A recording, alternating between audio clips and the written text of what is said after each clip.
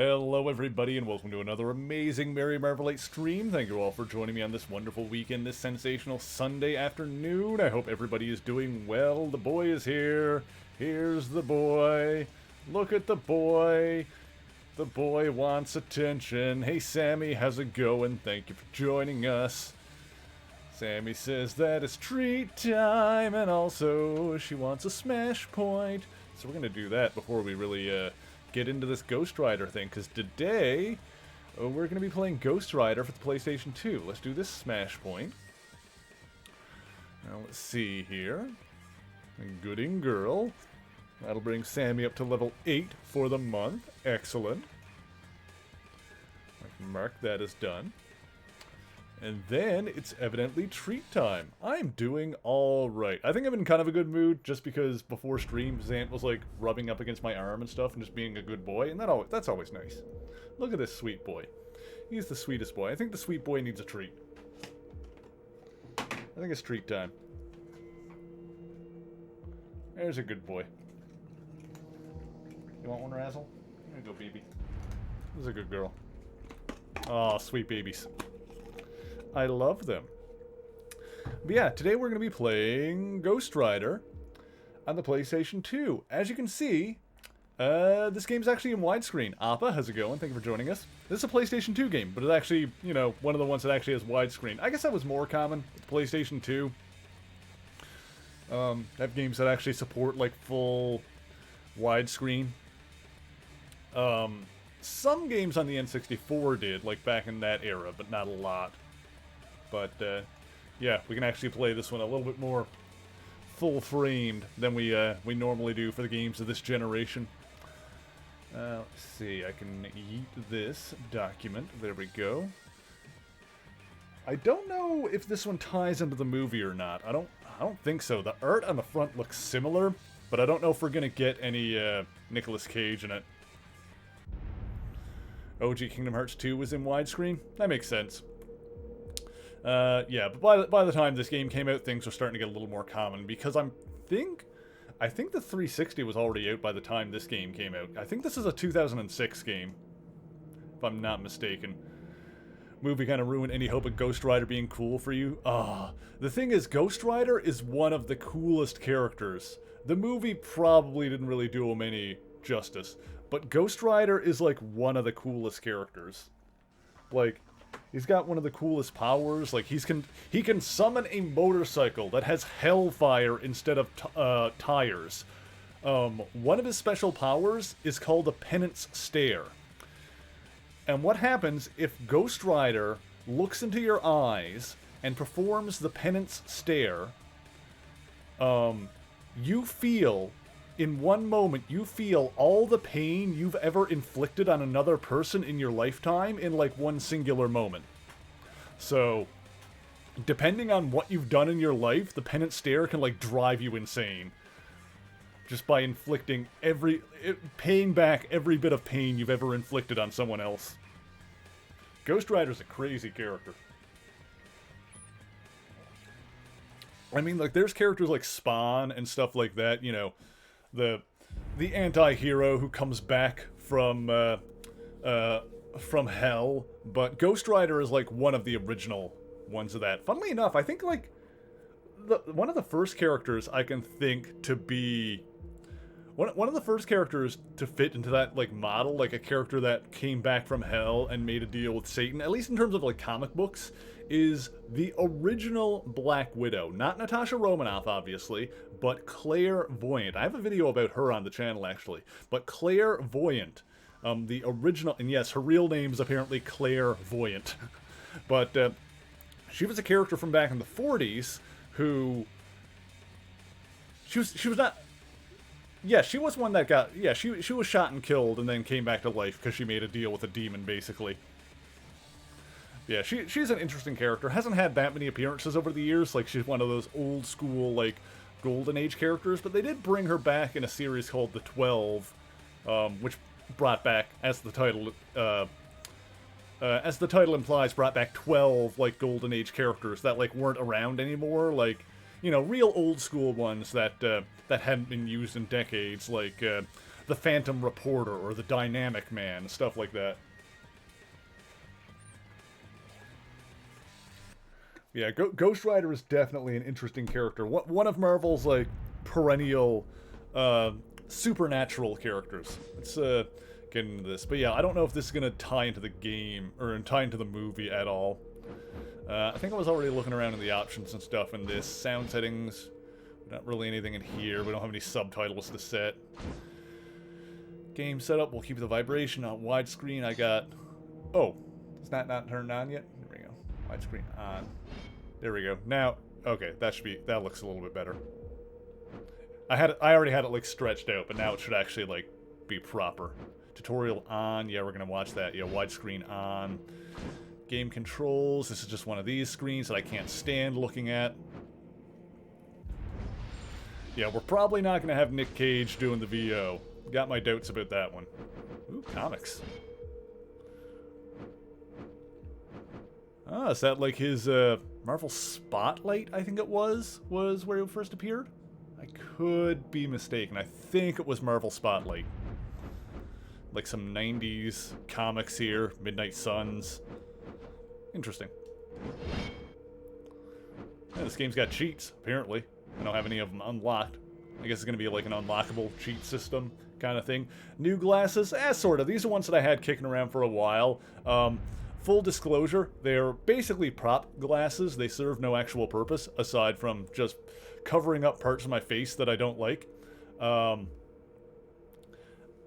had... The other pair I have that I wear sometimes are like the blue light glasses, which like actually serve a function, but I don't like how they look, and they're a little bit more uncomfortable. Because I kind of stopped wearing these, because I was like, I'm just like wearing prop glasses that don't do anything, so isn't that kind of dumb? But then I started thinking, it's like, you know what? I want to, because I like how they look on stream, and if anybody thinks it's dumb or is going to make fun of me for it, then they can go away, I guess. Fuck it, it's my stream. That's the thing you know, people need to remember when they're like streaming or doing stuff like that, is that it's your... Don't worry about people being a dickhead, because it's your stream, and if someone wants to be a dickhead, you can just freaking ban them. You can make them go away.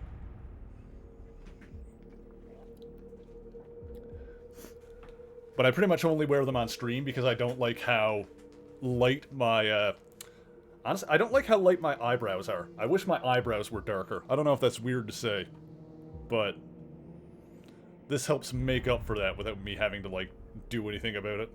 I guess this is me doing something about it. Anyway, we're gonna go to new game. Now, I looked at this already when I was, like, testing out the disc to make sure everything works. I don't know if I want to do, like, challenging or forgiving. What do you guys think? Do we want to do the easy difficulty, or do we want to just dive in on challenging and see how it goes? I do tend to play things on normal, unless I have a reason not to. Can you change settings on the fly? That's a good question. Because if you can, then there's no reason not to try it out. Virus! Yes! How's it going, Virus? Thank you for joining us, and thank you so much for that 18-month resub. That is amazing. You are an absolutely wonderful person, and I appreciate you. I hope you continue to enjoy the emotes. I think we're just going to go challenging. I was thinking about going forgiving on this one, but we're not in a hurry. We don't need to rush into this. Having bad flashbacks to the red pokey stick guys from our last game. Fair. Yeah, that's true.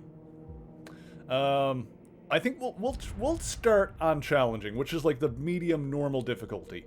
And if we have, even if we have to start the game over on forgiving, like if we have to change the difficulty or whatever, we can do that on the fly. But we're not in a rush. It's not like we need to beat this in some kind of time limit or anything. So we'll start on the regular one. We'll see how it goes. Because with this kind of with difficulty settings in games, especially with this kind of thing, like if I pick normal and then it's like brutally difficult. Oh, hang on. Kid was a stunt man, a damn good one. Jumping bikes through flaming hoops, all sorts. But nothing he did could save his father from the cancer that consumed him. That is until Johnny met a stranger who offered him a deal, curing his father's cancer for his mortal soul. And his father's illness did disappear, just in time for him to die a faster death. It was the demon lord Mephisto who had cheated Johnny Blaze and transformed him into the Ghost Rider. Now Johnny sees no rest. When called, he must become the Rider and exact vengeance on those who spill the blood of the innocents. The devil needs an agent in the world of men, and never more so than now, for the apocalypse is suddenly at hand.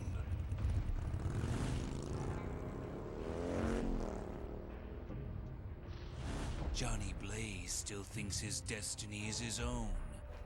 I want a word with him below, where even angels' eyes are blind. Oh. Vengeance.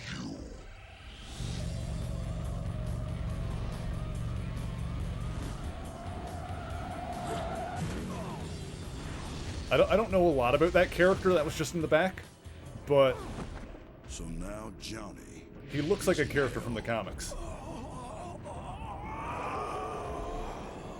Unless that was supposed to be Zarathos. He ain't too pleased about it. I think that was Vengeance.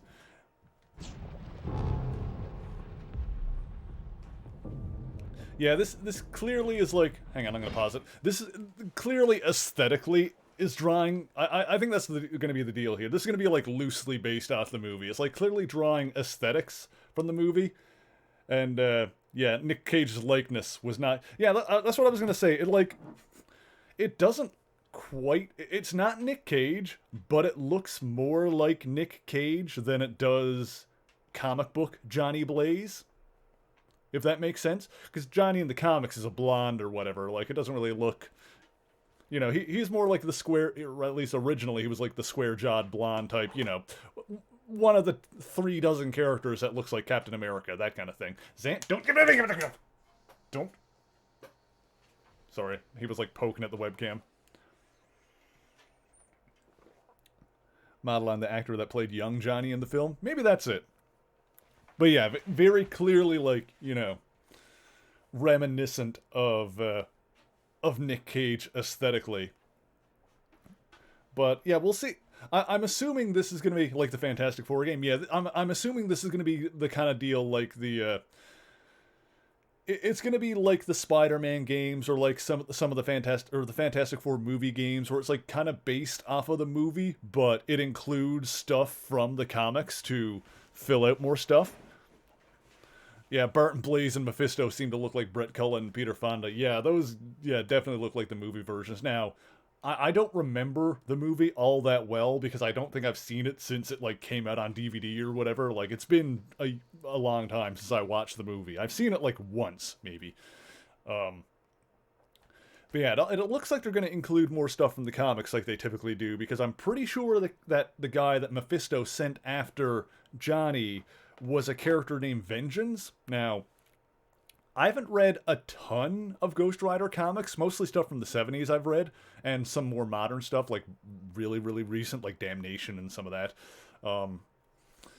So I don't know a lot about Vengeance, but he's one of those characters that's like really visually striking.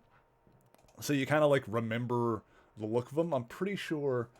Let me see here. If I can bring up a file I've got on him here.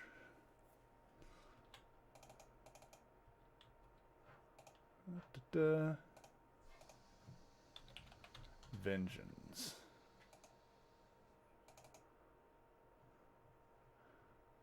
Yeah, that looks like the dude. Let me bring up one of my files here, because obviously I keep a lot of like pages from like official handbooks and stuff saved on my computer for easy reference.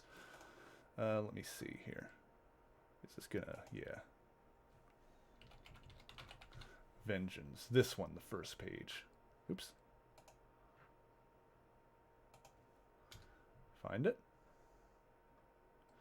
There we go. This one here. Yeah. This guy. I don't know if it was actually supposed to be him, but it looked a lot like that guy. Or if it was just supposed to be, what's his name? Zarathos. It could have just been Zarathos. But the way the narration... Okay, so for those who don't know, Zarathos is the demon that Johnny Blaze is bonded to. So Johnny Blaze and Zarathos, like, are the Ghost Rider together, basically. I don't remember what this guy's deal with. Time before Atlantis, the demon Zarathos had a mystical talisman called the Medallion of Power. There's a lot of information here. Michael Ben...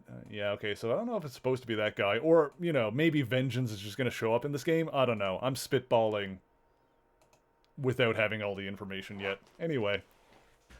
It would make sense to have a character with similar powers that Ghost Rider can fight anyway. Yeah, like I said, I don't know a ton about him from the comics anyway. Hang on. I lost chat. Where is it? There we go. Okay, got it. Let's see here. Let's see how this controls. Oh!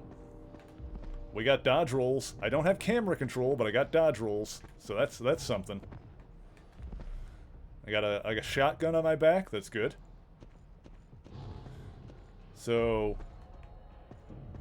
yeah, that must have been Vengeance, because it looks like Johnny was already Ghost Rider.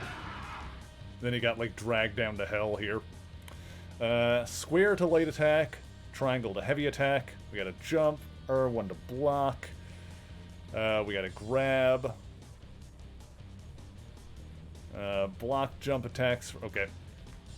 So we got combos.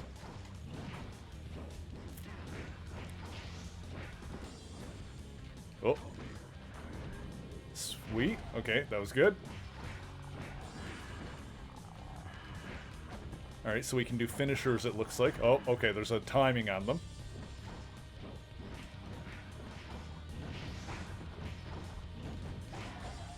Oh. Defeated enemies release Demon Souls! Ghost Rider is the Demon Souls of Marvel games, I guess. And Demon Charge. Tonight, the role of Ghost Rider will be played by Kratos. Demon Souls and Demon Charge. Demon Souls buy upgrades and bonuses, while Demon Charge powers up the Chain's special attack. Hold block for faster absorption. Okay. So Demon Souls to buy upgrades.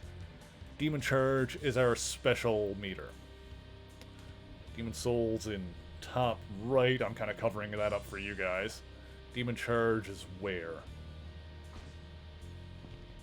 I don't see.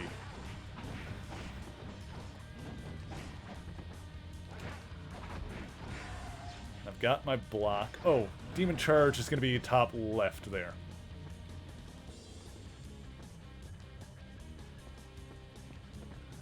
Yeah, Ghost Rider has traditionally used, like, the chains and stuff. So, that makes sense. Also, I dig the soundtrack. I think this game might be pretty cool. We'll see how it goes. To evade attacks, yep, we got the roll. So we'll see if these bad guys end up, like, telegraphing their stuff. Okay, so it looks like when I need to do the finisher, I've got to try to not mash. Yeah. Okay.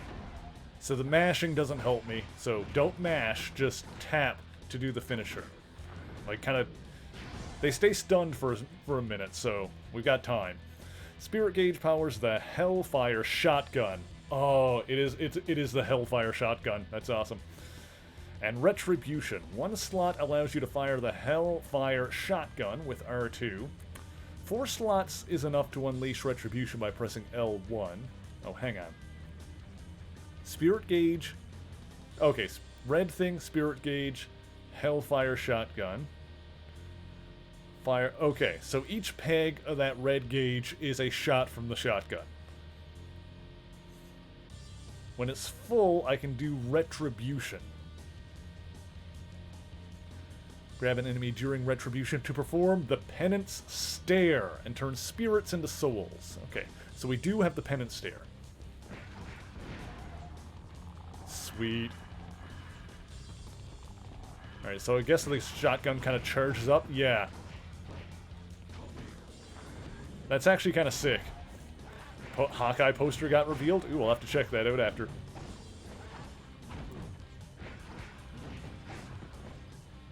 And gotcha.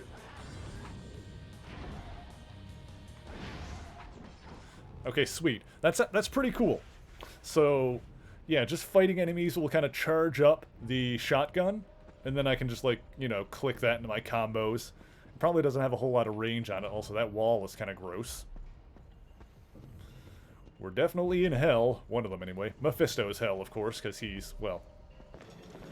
We've talked about this before. It's always, you know... It's been retconned and, like, re-revealed several times who actually gave Ghost Rider his powers. I think it's probably Mephisto, but once again, the Hell Lords are all pretty notorious liars who take credit for things that each other have done. Walk near fire to absorb it and restore energy, rather. Okay. So fire pits like that restore energies. We got the bonfires, basically. We are Dark Soulsing this, I guess. A little bit. Destroy the nearby enemies to take down the soul barriers they have summoned. Okay, so soul barriers, these are going to be our standard, like, beat-em-up style things, where we need to defeat the enemies in an area before the door opens up. Oh, excuse me. Alright. So we got the Doom Imps here. Okay.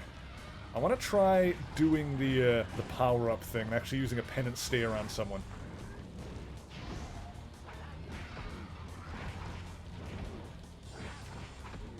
Alright, so...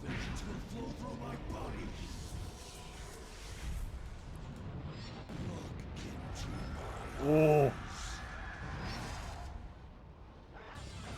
Okay, so that was pretty rad.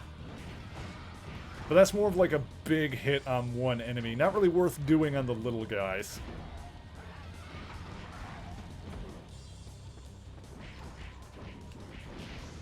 There we go.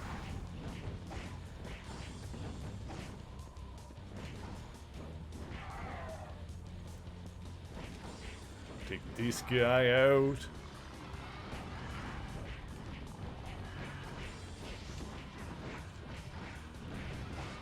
Yeah, so far it feels pretty good. The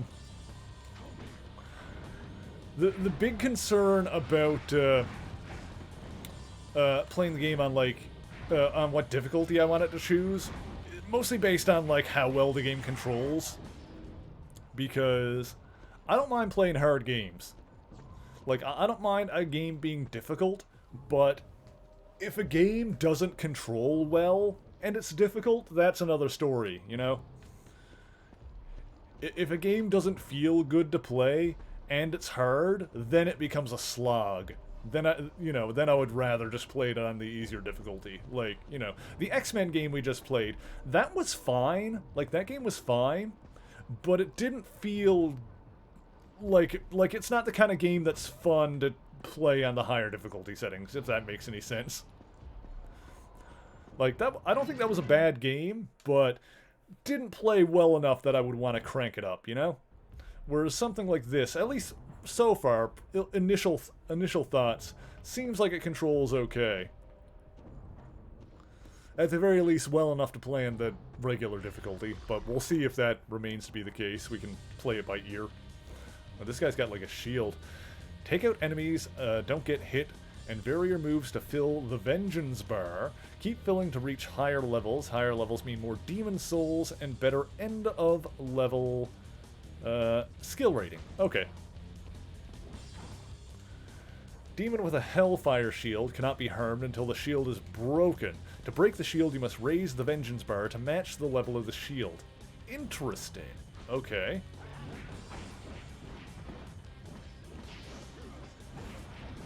So I need to, like, get us a high enough combo on him.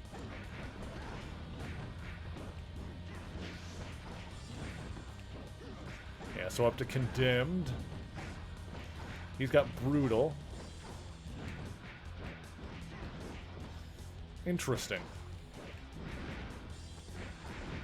Okay, yeah, and it fills up more if I, like, vary my attacks. To break the shield, rage the level of the Vengeance Bar. Alternate different attacks, mix ground and air moves. That'll probably help. Yeah, this could be a pain, but we'll see how it goes.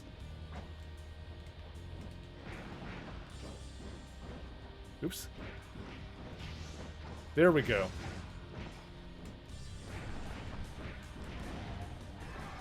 Yeah, I wasn't mixing any air moves there.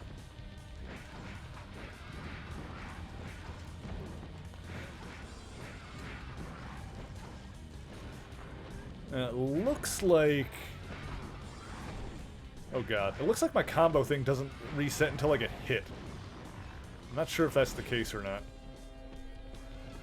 Also, I think I'm losing health here.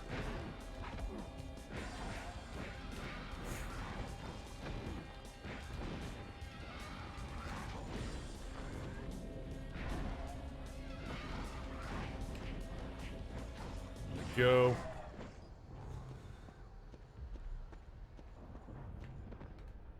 Also, it feels weird not having camera control. Which is not necessarily going to be a bad thing, but it depends on how well the default camera works in it. I just keep expecting to be able to tilt the camera with the stick.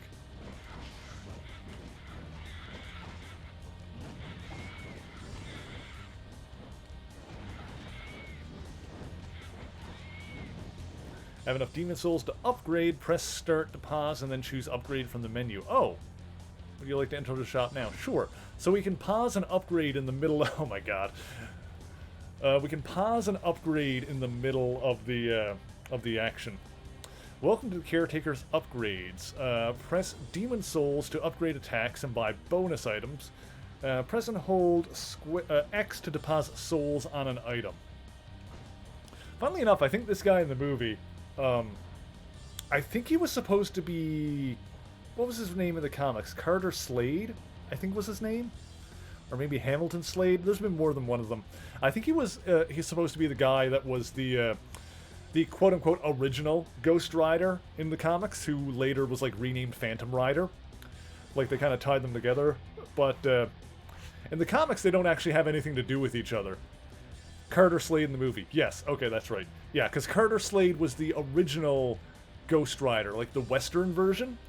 But, yeah, in the comics, he has, like, nothing to do with the Johnny Blaze Ghost Rider. They just had the same name, which is why he changed his name to Phantom Rider. I think it was originally Ghost Rider, and then it was changed to, I think, Knight Rider, and then Phantom Rider. But anyway, yeah, they kind of, like, tied them together and, like, made him, like, a Ghost Rider in the same sense as Johnny Blaze. And I think...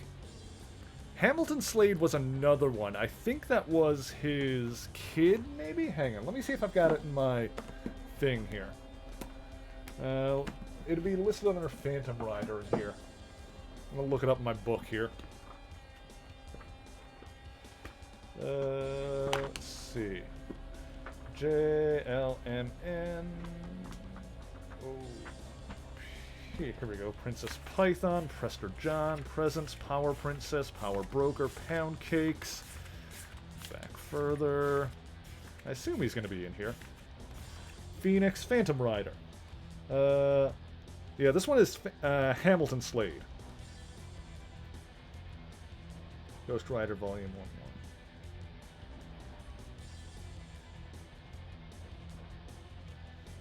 1-1. Let's see. Yeah, the current one is Hamilton Slade. Or not current, but the one at the time of the printing of this book.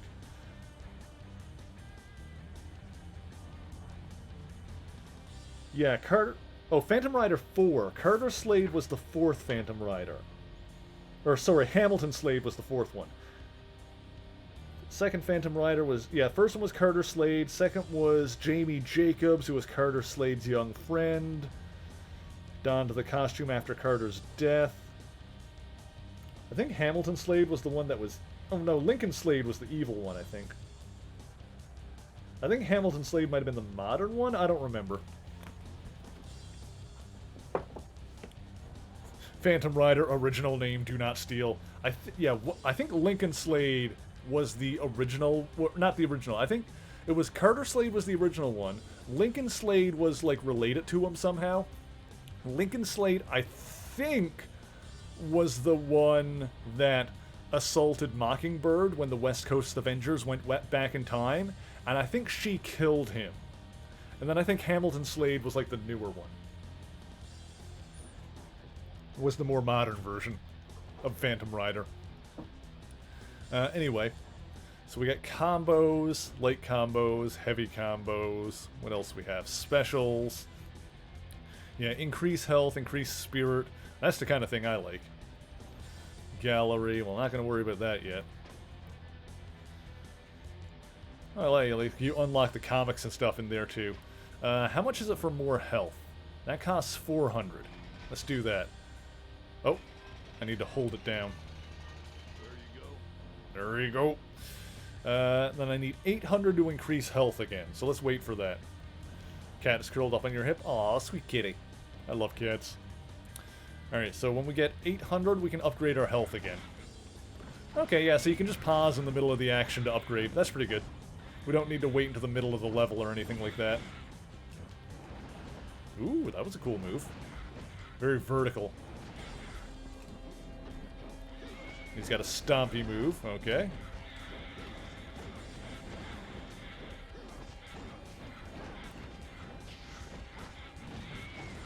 God, there's so many bats, man.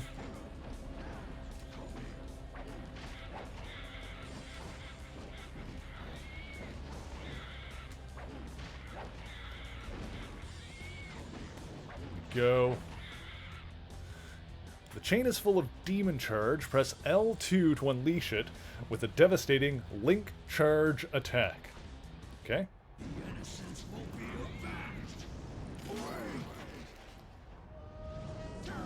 So this... Okay, so that's my AoE.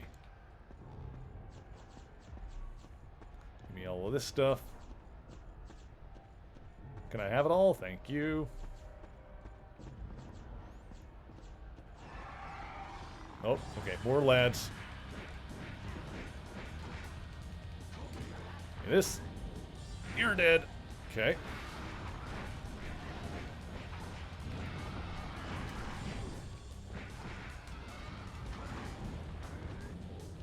Boom! There we go.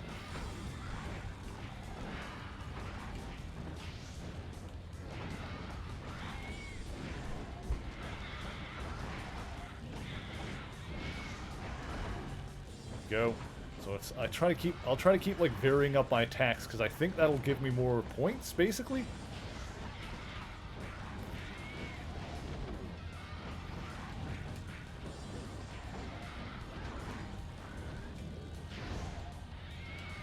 We'll also need to check and see if, like I said, if changing the difficulty is an option. Game setup, vibration. Yeah, I don't know if that's going to be... Certainly not in the middle of a level, but maybe in between we'll get a chance. I'm just curious if that's an option or if we're like stuck at the one we're at.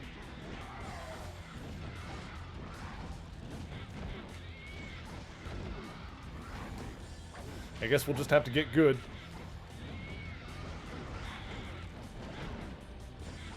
What do you call a Teenage Mutant Ninja dog? Dogatello? Raphael. That's what I would go with.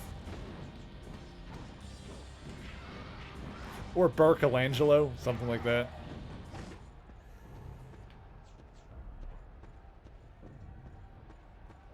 Alright. Success. Or something resembling.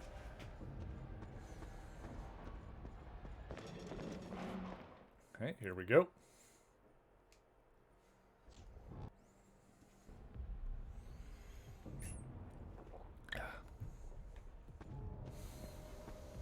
Okay. The upscaler, like, kind of goes a little wonky in the scene transitions, but then it comes right back, so I don't think that's going to be a big deal. Let's see, where are we going here? This looks like it's going to be a pretty straightforward, like, beat-em-up style game. Ew, look at that big boy. Alright.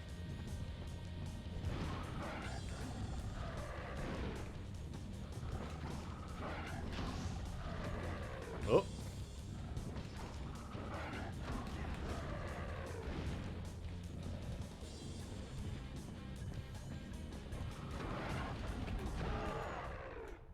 Evade attacks, roll, yeah, I got it. Okay, so this could be where the camera starts becoming an issue. Oh, game over. Load save. Wait. Where's it going to load me from? Oh, I don't have any save data. Because I didn't save yet. Restart level. Oh, how far back are we?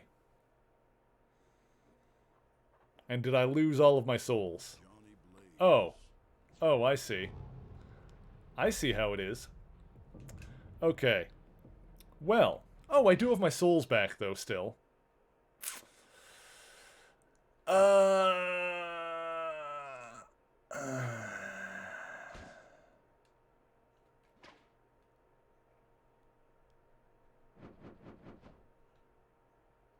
Yeah, I think this is where, I think if the checkpoints are going to be like that, then I think we're gonna be a little more forgiving. No, it didn't save at any point there anyway, did it? So I can't even, yeah, cancel. We're gonna do this unforgiving. I think that's a sign.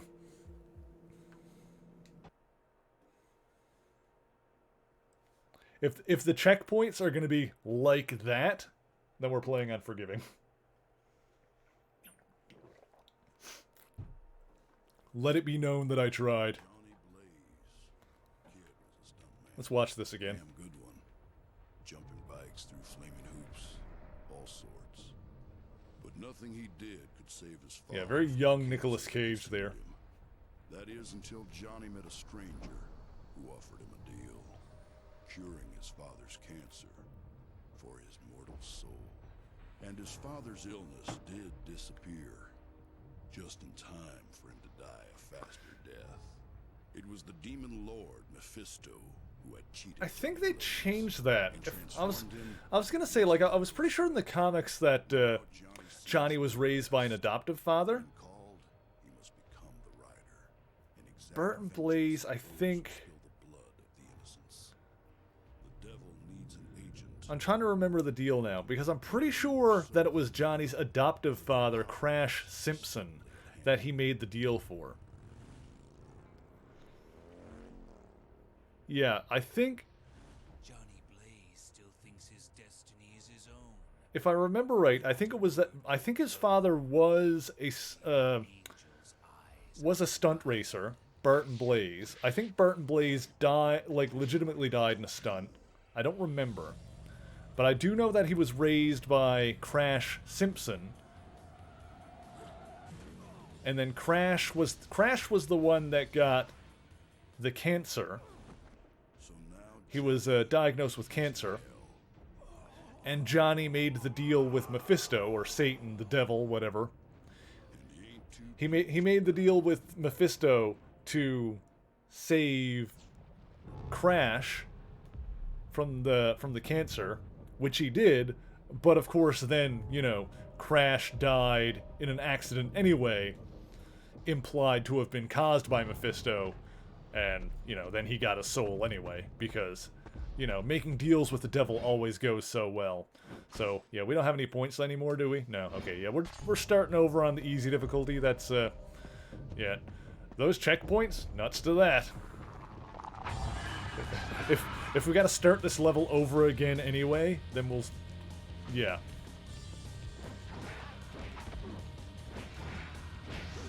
We'll just mash our way through this really quick.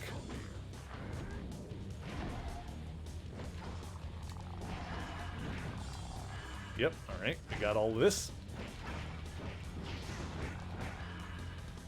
That's the Vengeance Bar. Kill you.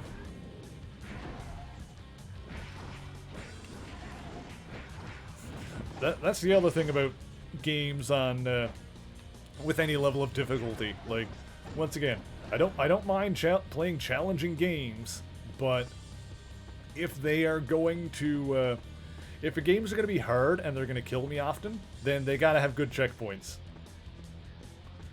Oh yeah, he's swinging around the chains in this one. Also, hi Polybiux, how's it going? Thank you for joining us. Whoop! There we go.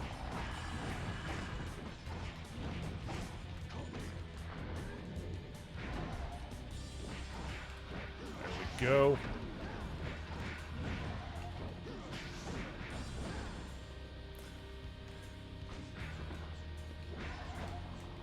Actually, I'll tell you one reason they probably changed it so that Johnny wasn't raised by Crash in the movie.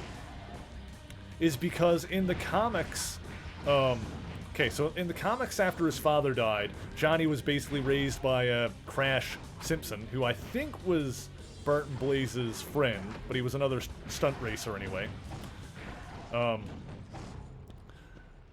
But even though Johnny was like raised by Crash, there was like this like hints at like a relationship developing between him and Crash's daughter Roxanne, who was kind of his sister, like not by blood or anything, but you know, they were like kind of raised as siblings, and then there was like a little bit of a relationship developing between them, which was weird.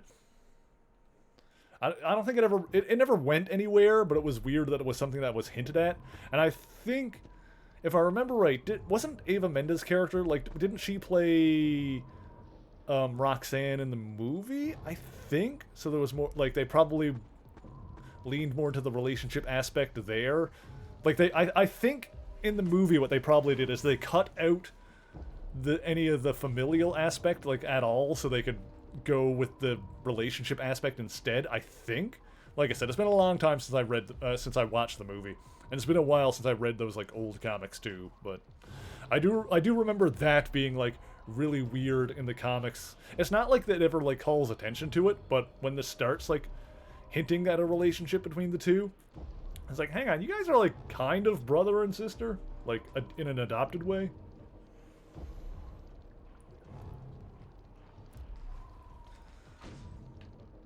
Alright, restore that energy. Sick.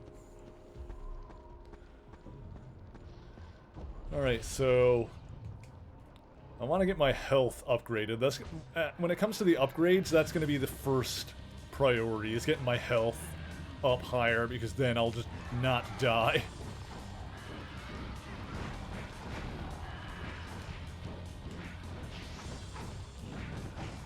Go.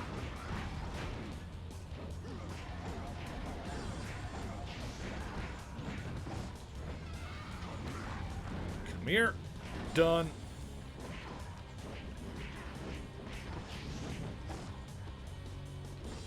I might have to look up his Ghost Rider's, like, the profile I got on him here, just to remind myself how those, like, original issues went down.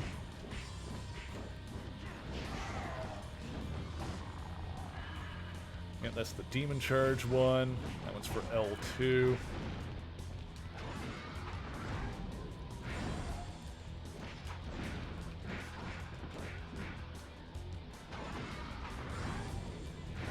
Go. It looks like his skull turns blue when I get the combo meter up high enough. There we go. It's not like Marvel is a stranger to incest. We don't talk about the Ultimate Universe. Earth 1610 is dead. And quite frankly, good riddance. I know they implied that it was brought back after Secret War, but I don't care. We don't talk about Earth 1610 anymore. The best thing in that universe was Miles Morales, and he got shifted over into Earth 616 because he gave what's his name? He gave Molecule Man a week old cheeseburger. And so he got moved over to Peter Parker's universe because of that. And no, I don't think I'm going to elaborate on that further. I'm going to look up the Ghost Rider profile here so I can, like, actually remember what the actual familial connections were. Ghost Rider. Let me see here. What do I have? This is the one from 84. Yeah, so this is an old profile from 1984, but, you know, it's still Zarathos Demon, Origin is lost to history. And we're not worried about Zarathos here. Yeah, this starts off all about Zarathos. Here we go. Johnny Blaze was the son of stunt motorcyclist Bart Blaze, the top attraction at Crash Simpson's Daredevil Cycle Show. The elder Blaze was killed performing a dangerous stunt, and Johnny, now an orphan since his mother Clara died soon after his birth, was adopted by Crash Simpson and his wife Mona. At first frightened of motorcycles, Blaze soon conquered his fear and became an accomplished amateur motorcyclist. When his stepmother Mona was fatally wounded trying to rescue Blaze from a cycle crash, she made him swear he would not join her husband's show. Blaze practiced stunt riding on his own and became romantically involved with his stepsister Roxanne Simpson. Blaze also began to take an interest in the occult at this time. Just when the Simpson Cycle Show was about to hit the big time with a booking in Madison Square Garden, Crash Simpson learned he was dying of an unnamed blood disease. I think they retconned that to cancer later, I'm not sure. But I guess back in the day they didn't say. Desperate to save his stepfather, Blaze consulted one of his books on the occult and performed an arcane ritual to summon up the devil, whom Blaze believed to be Satan, but was actually Mephisto. Well, you know, Mephisto has used the name of Satan before, has claimed not to, but you know how it is. The Lord of Demons agreed to save Simpson's form from his fatal disease in return for Blaze's in return for Blaze's soul, rather. At Madison Square Garden, Crash Simpson performed the greatest stunt of his career, a cycle jump over 22 car widths, and crashed to his death. Blaze was stunned, believing that his stepfather was under the devil's protection. When Mephisto appeared to collect Blaze's soul, the demon explained he only promised to save Simpson from the disease, nothing more. However, before Mephisto could take Blaze's soul, Roxanne arrived to recite a spell of banishment she had read in one of Blaze's occult books. Mephisto was forced to flee without Blaze's soul, but had the opportunity to graft the essence of the demon Zarathos to Blaze's body. Zarathos had been stripped of his memories, blah blah blah. Originally believed that the demonic personality within him was a corrupt aspect of his own personality. But yeah, eventually, the composite Zarathos Blaze entity became publicly known as the Ghost Rider.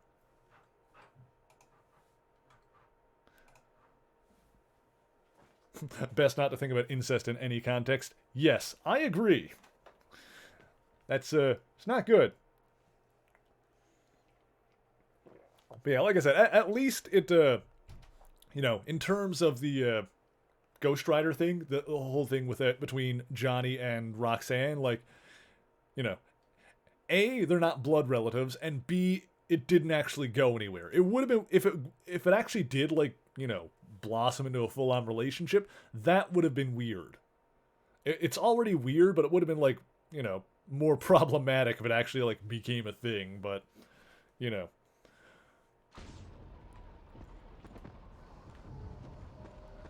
As it being more of a thing that was just, like, teased as something that could have happened, it was more of a, more just a, oh, that's kind of weird. That's a bit odd that you toyed with that idea, Johnny.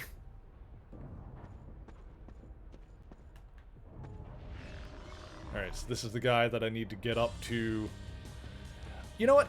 At the very least... Okay, yeah. In terms of this game's, like, you know, difficulty with the, checkpoint system. Like, the checkpoints are probably going to be nasty in this.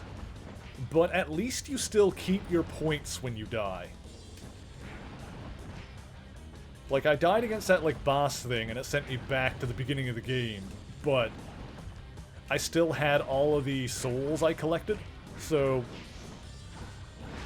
theoretically, you could keep throwing yourself at the game until you level up enough to beat it. There is that.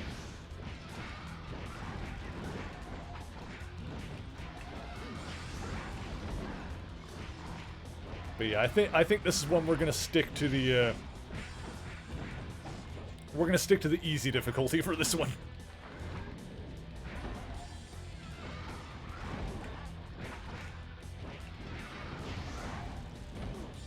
I think the way that boss fight went out cinched it. If the camera was better, like if there was like good lock-on mechanics, more importantly, if it had better checkpoints.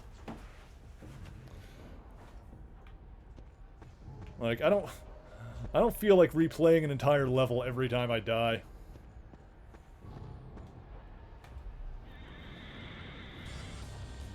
Like that's something that's good about Metroid Dread.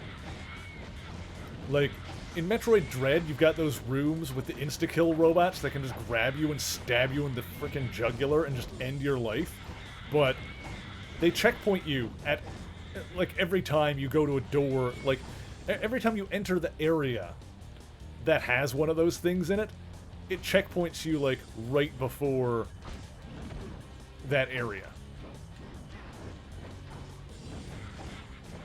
Alright, so I'm going to save up my points to get 800 up, or actually, no, I can probably, oh, that's right, because I had to I restarted on the lower difficulty, so I don't think I have a point in health yet. Alright, let me just blast these guys out of the way. There we go. And we'll put the, ooh, I can, like, get more shotgun power as well. That requires, like, 2,000. Yeah, we're gonna focus on health first. First and foremost. Oh. There you go. Okay. The holding down thing is interesting, but I don't know if I necessarily, you know, kind of feels more like a waste of time than anything else. Alright, so we need another 620 for more health.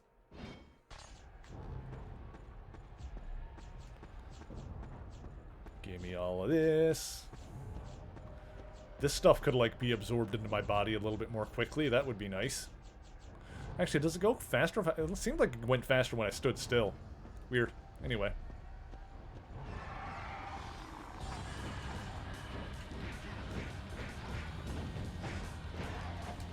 Ah, jeez.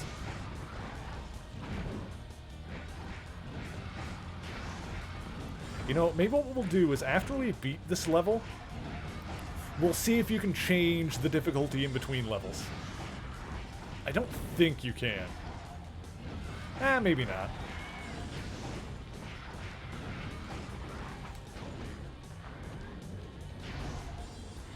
That's another thing. I wouldn't mind playing it on, like, higher difficulty levels if I know I can change it if I need to. Oh, jeez.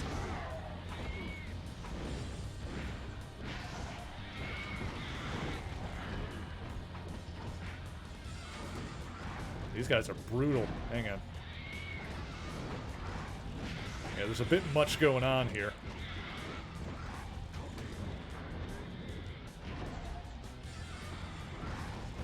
Oh, jeez. Oh, jeez. Hang on. Hang on.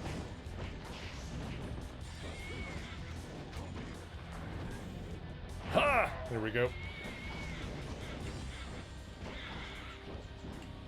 Yeah, I feel like this might end up being, like, tricky. Like, it's gonna be like that X-Men game where it ends up being tricky enough to do on the, on, like, the low difficulty setting.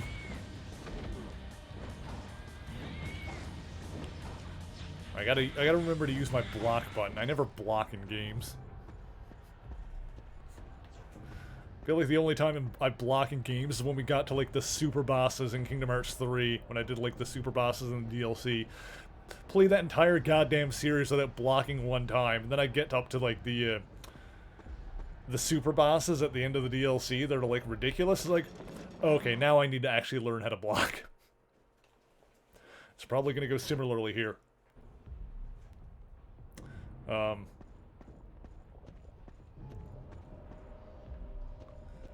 Yeah, this feels like it's gonna be a similar situation to the X-Men game, where It's like, okay, the key to beating this is going to be, like, the level up.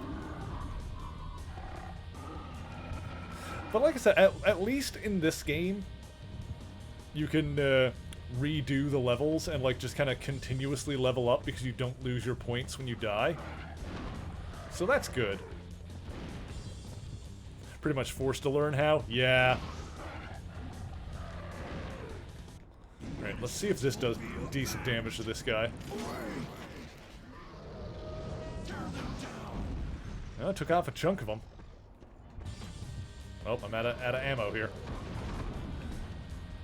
I'm out of shotgun hells. Oh god.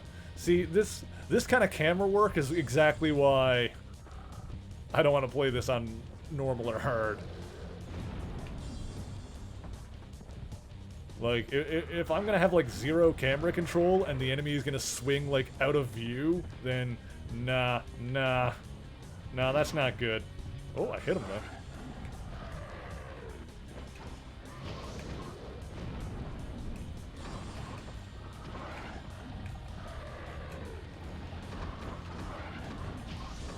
Get him. Nice. Alrighty. Give me this. These are the jokes, people. We'll be here all week. Tip your waitresses. Actually, we won't be here all week. We're here on the weekends. Hey, level complete.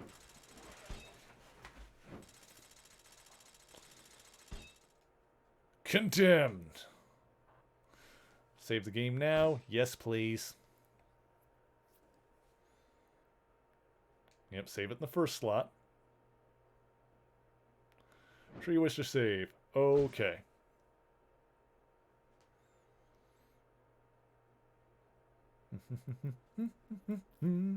Da da da da da da da da da. Say okay, there we go. Continue, I guess.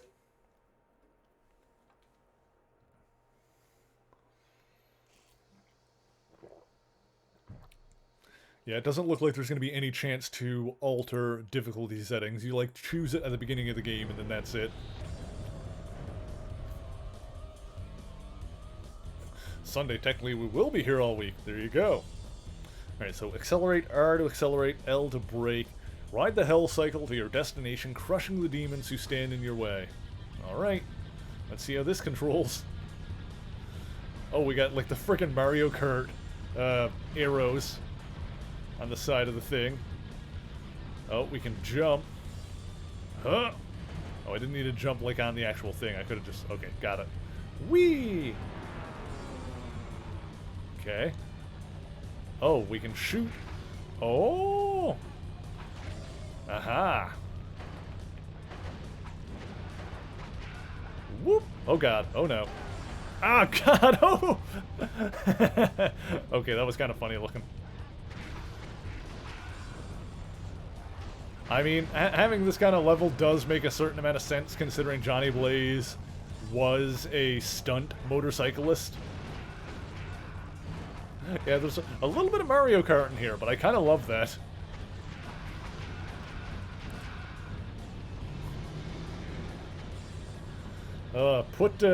Put Ghost Rider in Mario Kart.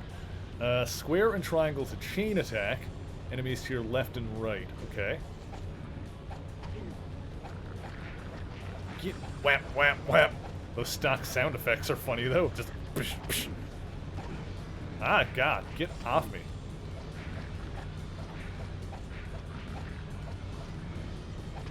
Alright, so yeah, which button just determines which direction he swings it. Got it. Oh, God. Okay. Woo! Oh, God. Oh, Jesus. Ugh. Well. Woo! We got this. This is ridiculous. Look at these. These guys are like... It looks like they're riding like demon equivalents of the speeder bikes from Return of the Jedi. Alright, this is fun. I don't know if it's good, but it's fun. Woo! God, don't crash! Johnny!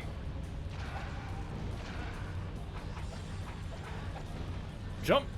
Ooh. Slide under obstacles, press L2 to power down. Yeah, we need some Ewoks up in here. Woo! Sick. Alright. Did we survive? Did we do it? I think we did something. Something resembling success happened.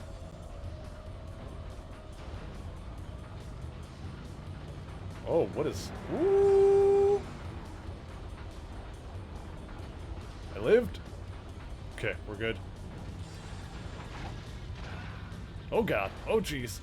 Johnny! Okay, we're good.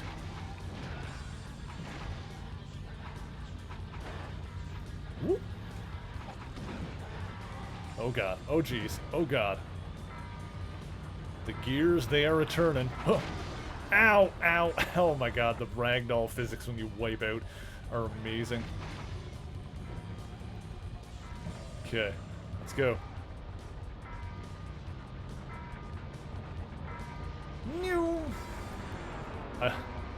I do like the dynamic camera shots there. That's pretty cool.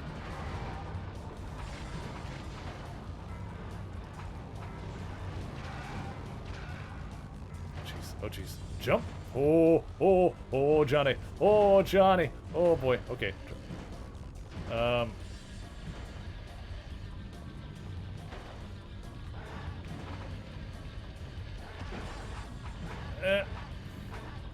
Okay, hang on. Let's not, like, Austin Powers hallway this. There we go. Oh, God. Oh, okay. We're good. Okay. Okay. Whoop. Okay. Okay. Whoop. Oh, boy. Oh, jeez. Oh, jeez. Oh, jeez. Okay. Ow. Oh, come on, man. Boulder Dash. Oh, excuse me.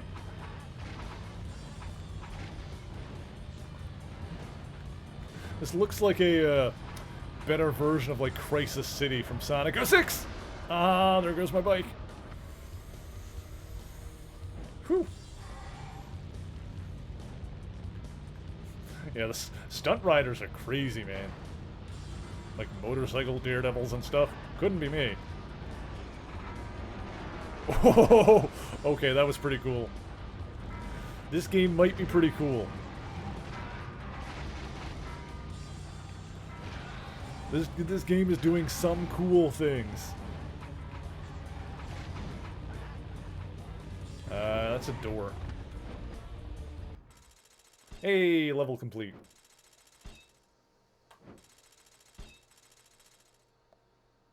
Save game? Yes, please.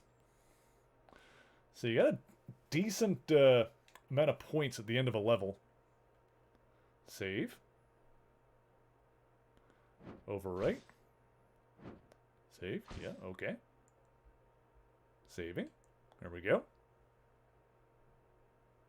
Almost. Save successful. Okay. Now, actually, before we continue, this is a good time to take a quick break. So be sure to stand up, stretch your legs, get some water, stay hydrated, and we'll be back in just a moment. Greetings, true believers, and welcome to another awesome episode of History of the Marvel Universe. This week's tale begins on a distant planet somewhere in the galaxy where a young girl named Marguerite lived with her pet monster, bees. The girl took very good care of her monster and the two loved each other very much. But the planet was also home to a brutal monster fighting arena where battles were watched and wagers were made. Marguerite's father Fabian had accrued a large amount of gambling debt from betting on such fights, and began to grow desperate. However, he swore that he would protect his daughter no matter the cost. And so Fabian insisted on entering bees in the arena, despite how much Marguerite insisted that she was a gentle creature.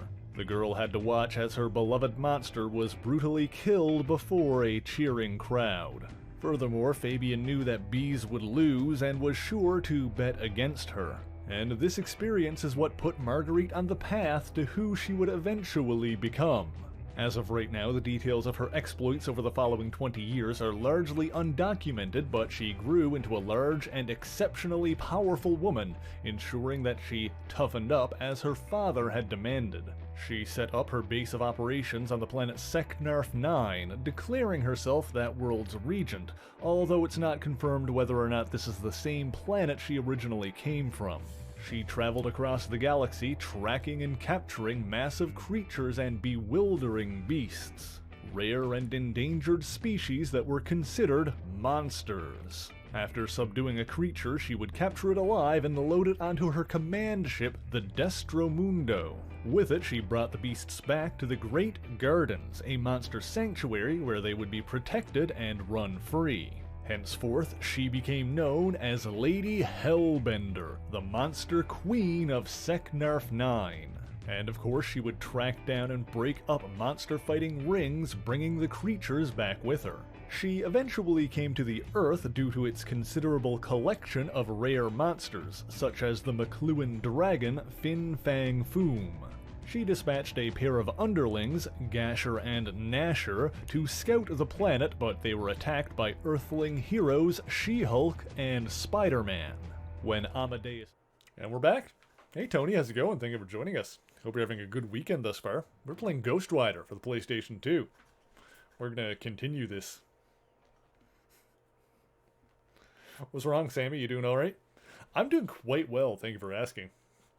We tried playing this game on the regular difficulty level, but turns out the checkpoints are not great. So we're gonna do it on the. I'm sure we could manage to like push our way through this on the regular difficulty, just by leveling up the character enough. But frankly, why would we? It would require playing the same levels over and over and over again to level up. And that doesn't sound as fun to me. Oh, we already saved there, so let's just continue the game. Meet the devil. All right, I guess we're gonna go say hi to good old Mistopheles. Would be too frustrating. Yeah. Like I said, if this game had better checkpoints, I'd be down for it. But nah. Bad checkpoints are a killer. We're gonna meet your dad? Yes. Let's see. Let's sink some more into health. Done. Yeah, good. There you go. Thank you. And looks like we can get one more. Done. Huh, we've already got our health. We've done like 2 levels and we've already got our health maxed out, so... If the upgrades don't play that big of a part, then yeah, maybe playing this on the higher difficulties would be more of a pain than I think it is. Unless, like, you unlock the ability to get more health later, but I don't know. What else do we have here? Spirit Gauge, Link Charge, Shotgun, Bike. I don't really care about the bike stuff. The shotgun. Let's power up the shotgun. Let's see what that does. Done. Alright. Ooh, that requires, like, a ton to power up that again, so let's not worry about that. Shotgun to white-hot level. Okay, so I think that just makes the shotgun stronger. We could do more combos, in theory. Fire combos. I'm probably not going to do a lot in terms of combos. I'm probably better off getting, like, the passive stuff. Link Charge. That requires 2,000...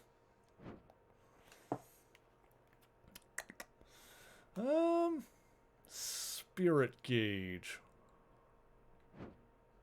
Link Charge.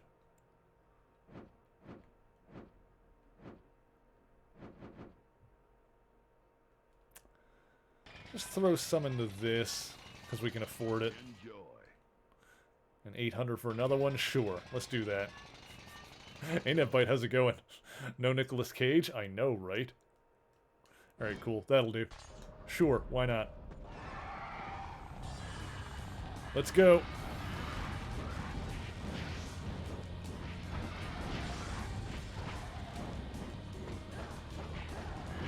Okay, I need to get used to what combos do what. So jump and then triangle does it. Ooh, that does a pretty good drop. Oh wow, okay, I have way more shotgun shots now. That's good.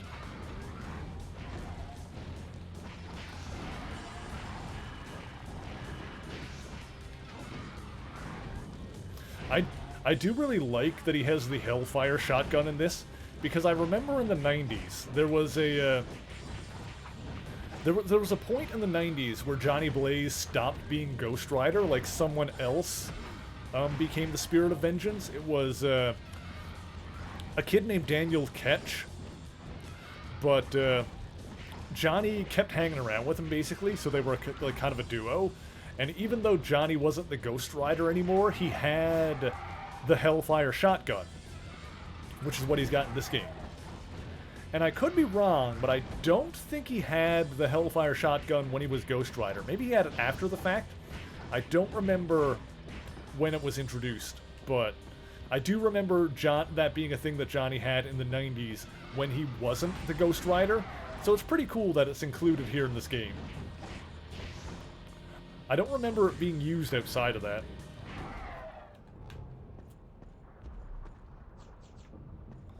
Go. Alright, where are we going? Oh, hang on. Oh. I'm gonna be honest, I was fearful of pressing forward right here, because I thought there was... I thought there was a good, like, 50-50 chance I would just fall off this and die. But I kind of thought, like, am I supposed to jump down there? Hey, what's going on here? How do I... There we go.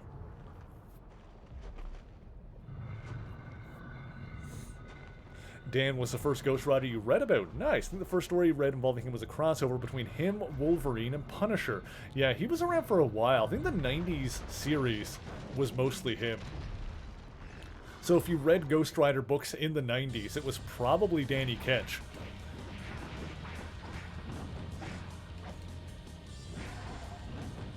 Charlie Cox is going to be in the MCU. Ooh, I heard rumors about that, about him being in, like, the movies proper as Matt Murdock. And that would be awesome. I would love to see that if true. Ah, jeez. Okay, hang on.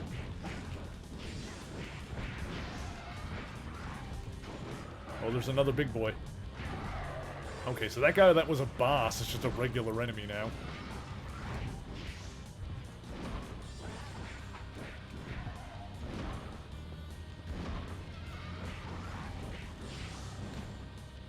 Go.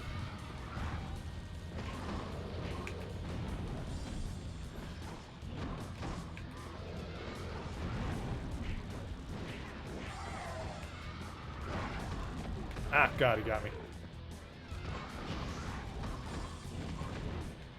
No, use John. Oh, is that not charged up all the way? I guess not. There we go. Yeah, he was a good Daredevil. I haven't watched the Netflix shows past Defenders. At some point, I got to go back and watch the rest of those.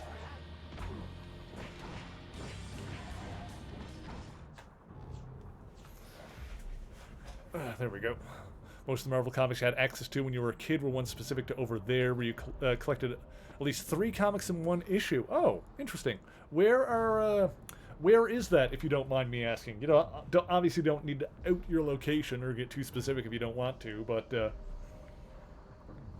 yeah, what's the deal there? I don't know where over here is. Let's see. Can I upgrade anything here? I think, based in the UK... Oh, yeah, that makes sense. Because I don't know a lot about UK publishing, but... there was definitely some, there was like a lot of collections and a lot of stuff that was like unique to the UK. A lot of characters that, not a lot, but there were some characters that like originated in UK stuff. Like, Death's Head was, originally debuted in the, UK Transformers comics.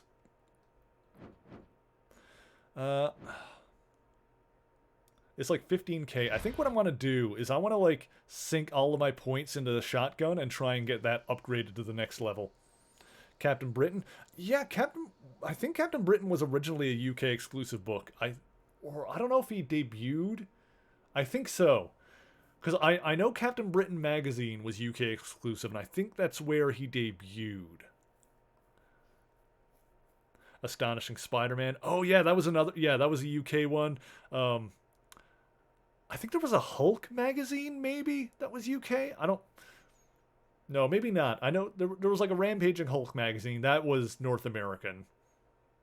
I think there might have been a UK one as well, but I don't remember. But yeah, there was definitely a bunch of like UK Spider-Man, and I think the Spider-Man stuff was mostly reprints, but I think there might have been some original stories in there. But the UK Transformers books that Marvel did had like a ton of original stories, because I know that one was published weekly. Because like I could be wrong, but if I remember correctly, like the I know the American run of Marvel's Transformers series lasted 80 issues, and then there were a couple of mini-series and stuff in there, so probably would have been closer to 90 overall.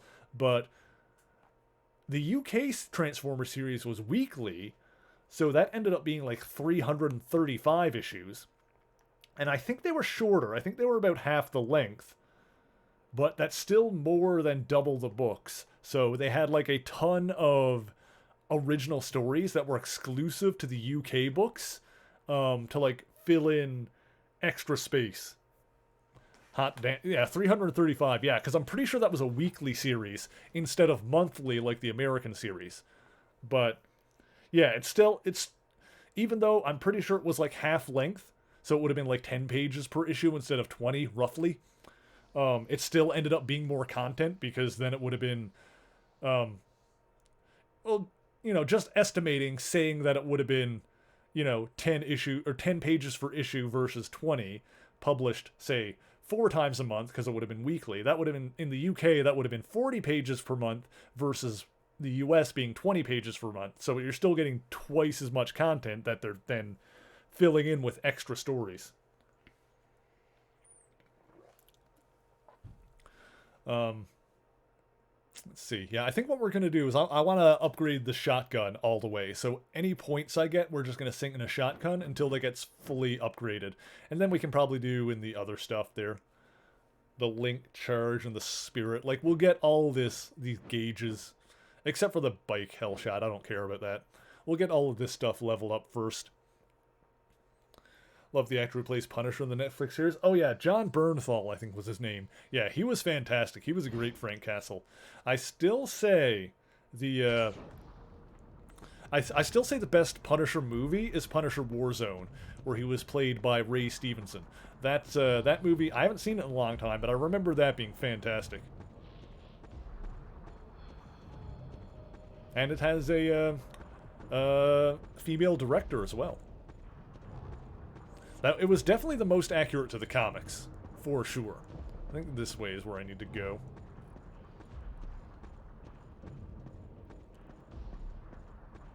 It was still weird. I still find it weird how the 80s Punisher movie with Dolph Lundgren, he never had the skull.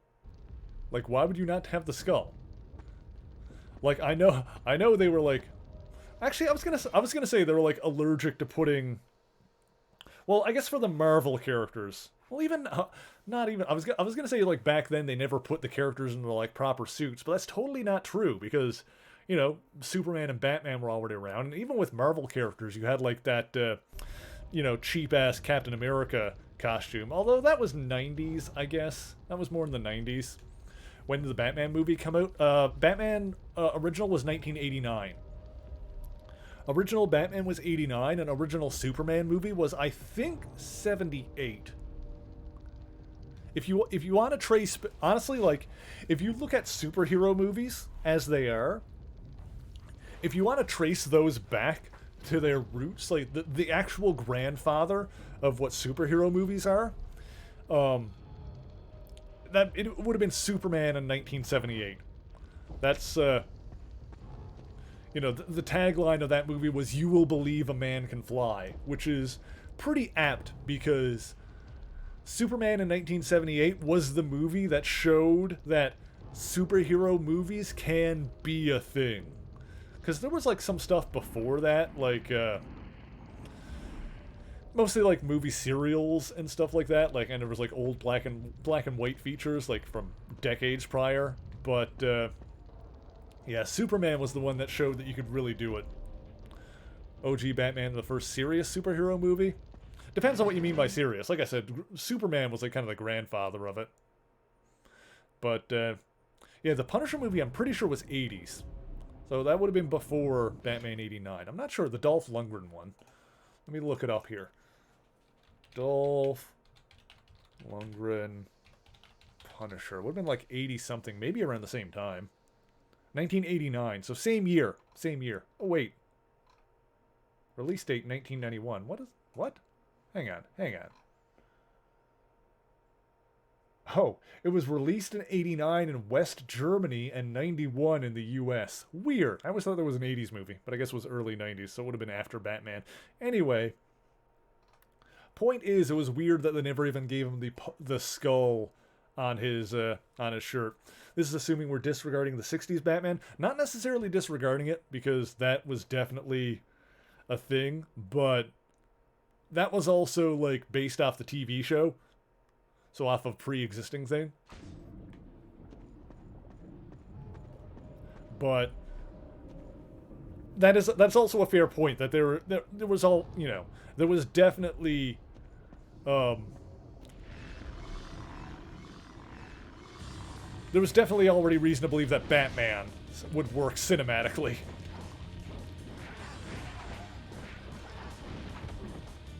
But Batman was always, you know, popular, partly because of that old 60s TV show. Whoop, gotcha.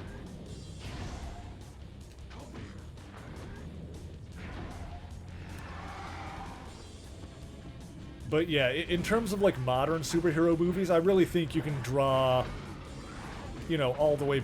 You know, there are a couple of, like, big budget superhero films that... irrevocably influenced the whole genre. And I would argue that, like, the first one of those was really Superman. And of course, you know, Batman 89 was a big deal. X-Men in 2000 was a big deal. Spider-Man in 2002, I'd say, was very influential. And obviously Iron Man in... You know, 2008 was a big year in general for having Iron Man and The Dark Knight come out at the same time. Or the same year, at least.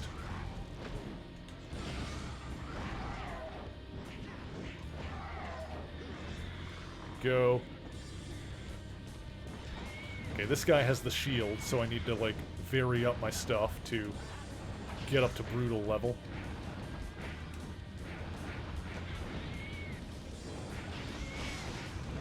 There we go. You should die.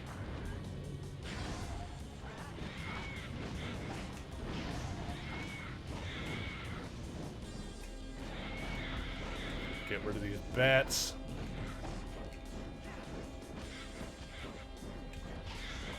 There we go. Sweet. Another big boy.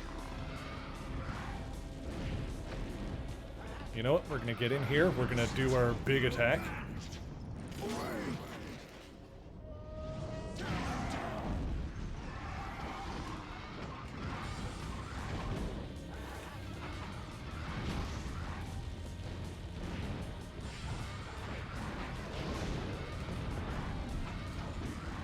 Come here. You're done. Oh gosh.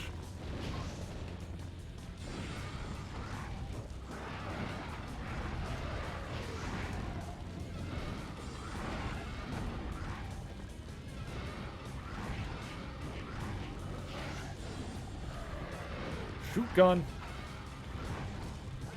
Come on, let's kill these demons. Oh god, this big one is being a pain. I'm out of shotgun shells. Need to regen those a little bit.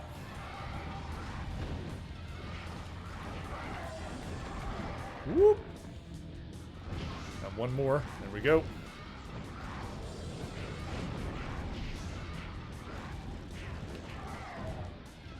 Alright, let's take this one out.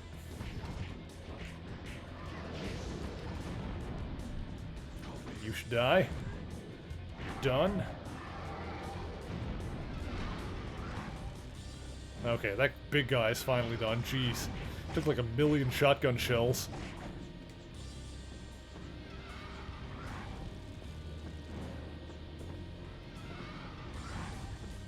Go.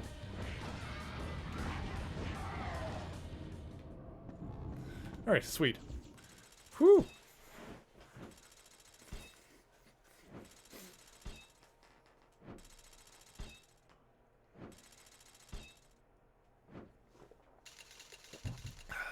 Okay. Save game? Yes, please. Make that happen for me. Overwrite that.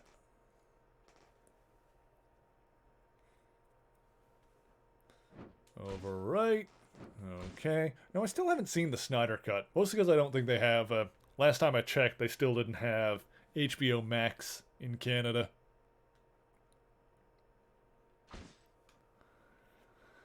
Continue. We don't talk about Justice League. I still say, I've only seen that movie once. I seen it in theaters when it came out. And, oh, hang on. Ghost Rider had laid waste to legions of hell's abominations. But he had yet to discover a route out of the infernal kingdom. It was time for Mephisto to play his hand. Going somewhere, Ghost Rider? Mephisto! Not thinking of leaving, I hope. If you want to leave, it will be on my terms. I don't think so. Listen. Blackheart's plan almost succeeded, and the horde of hell has risen from my kingdom to finish what he could not. They are running loose on the surface world, beyond even my control. Their presence in the world of mortals breaks the very laws of heaven and hell. Soon they will trigger the apocalypse. I forgot that Blackheart was in the movie. Or it will be the end of everything. Why me? I have a pact with the angels in heaven. If I cannot control my kingdom, they will take it from me. Rule number 1, no demons on Earth. This is a job for the Ghost Rider. No one else. And what if I tell you to? Did you hear what I said? The end of everything. All you ever cared about. One soul in particular. Roxanne! She dies tonight, Ghost Rider. No! Vengeance, go! Find Roxanne Simpson. Bring her to me. Yeah, it is vengeance.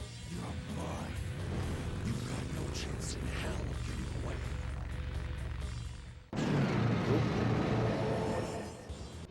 There we go. Anyway, yeah, I was saying with the original theatrical cut of Justice League. Yeah, I saw it when it first came out in theaters. It's the only time I saw Justice League. And having been, like, very familiar with all the drama and the turmoil and everything that went on behind the scenes with that movie, I came out of it reasonably positive. I watched it and I came out of the theater and was like, well, that was better than it had any right to be, given what happened to make that happen. Like, that movie should have been given the lead up to that movie, it should have been a steaming dumpster fire. And some would argue that it was. But I think it was... This is my 2-word review coming out of that movie. Surprisingly watchable. I watched it and I was like, that was surprisingly watchable. That was a film. That was certainly okay. Anyway, I should do a stretch. Chat says I need to get up and stretch. So, if you haven't moved in a while, be sure to do it. Get up, do a stretch your legs. Yeah, like, I'm not a fan of a lot of Snyder's work, but, well, I'm not a huge fan of Batman v Superman. That movie is not my favorite. But, and I don't like a lot of his attitudes towards the character, but the kind of shit that he went through in his personal life, like, that's the kind of thing you never wish on anybody. Anyway, yeah, everyone stand up, stretch your legs. Oh, God. Oh, yep, there we go. Oh, boy. Oh, boy. There we go.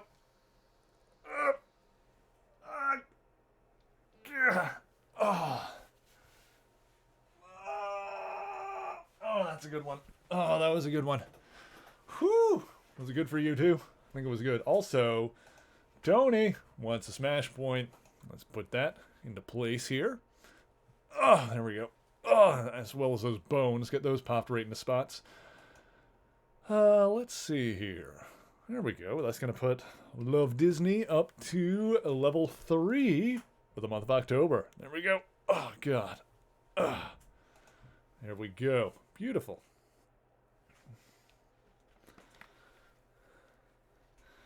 But yeah, as far as like those, those DCEU movies or whatever they're called, as far as those go, yeah, Man of Steel I thought was okay. I didn't really love. There's things I like about it. There's things I didn't like about it. I went a little too. By the end of it, it leaned a little too hard into like the, Michael Bay. It's not a Michael Bay movie, but like that kind of like city destruction kind of thing, and I didn't love it. Then Batman v Superman has, once again, there's things I like about it, things I don't like, but overall I'm not a huge fan of it. And then, like I said, the Justice League, the version that I saw, surprisingly watchable. Out of the ones I've seen in the DC stuff, I need to see Shazam. I still have never sat down and watched Shazam. Wonder Woman I really liked. Wonder Woman is easily my favorite out of the ones I've seen. Suicide Squad I haven't seen. So yeah, I loved Wonder Woman, the first one. Haven't seen the sequel, haven't seen Suicide Squad, haven't seen Shazam. I watched Aquaman, and that one was alright. Aquaman was okay. But yeah, out of the ones I've seen, Wonder Woman is still my clear favorite. Like, far and away my favorite out of all of those. I need to see Shazam, because I hear that one was really good. But I don't know if it's going to top Wonder Woman for me. Which I will say, Wonder Woman was my favorite part of Batman v Superman. She was just cool. Jakester, thank you for the host. I appreciate that. Hope you're having a good weekend thus far. Let's throw some points into some stuff. And just jam it all into shotgun. We're gonna get shotgun leveled up as fast as we can. Well, I prefer to call Billy Batson Captain Marvel or Shazam. I think Captain Marvel makes more sense as a name, especially since it's the whole Marvel family, which they're bringing back now, which they don't really have names with him being Shazam and not Captain Marvel. That being said, I don't really care that much. I just think it's a silly thing. Like, like, his name is Captain Marvel, so just call him Captain Marvel, but if that's not what they're calling him, then fine, I guess it's not his name anymore, but whatever. Oh, Jakester wants a smash point too. Let's do that. Let's see here. It's going to put Jakester up to level 6 for the month.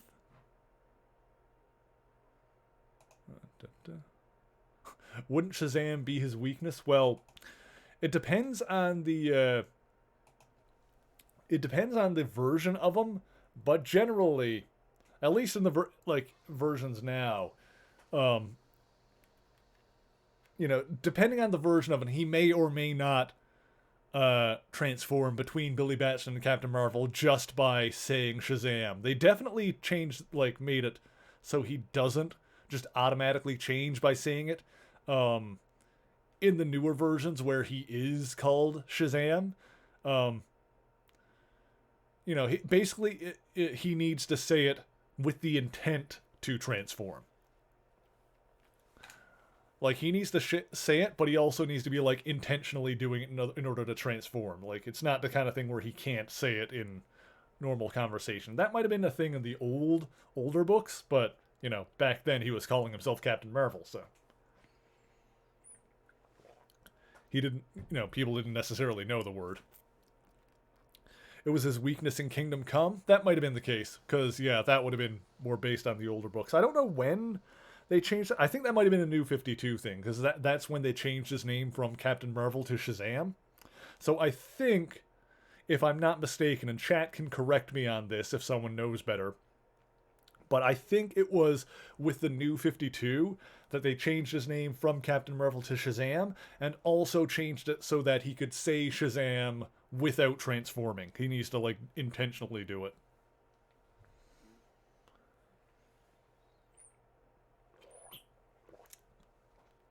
But I mean, it's also not really, it's not much of a weakness anyway. It's like, you know, whatever. It only doesn't make sense if he's calling himself Shazam, because then he can't say it. But, you know, if he's not calling himself that, if he's not saying Shazam casually, I mean, if he's, you know, only saying it to transform, like, it's not really much of a weakness, because what are you going to do is like, haha, I know your weakness. You can't say the word Shazam. And then he'd be like, well, like, yeah, okay, I'm not going to say it then. So, what are you going to do? Are you going to make him say it? It's like, no, you can't make him say it. So, it's not much of a weakness.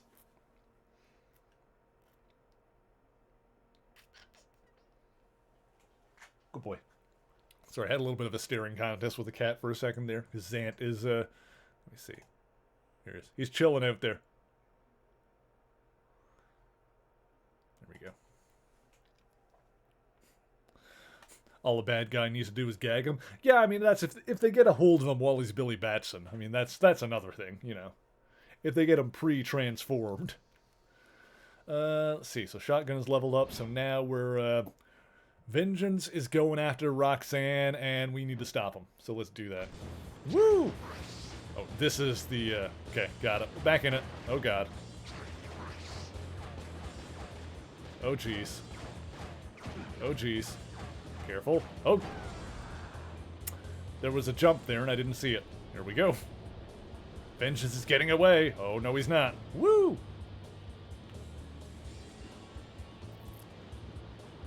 Okay. Oh, I see him up ahead. I guess we just gotta chase him? Oh, he's got a health bar. Woo! Okay, so we gotta do, like, the hell shot stuff on him.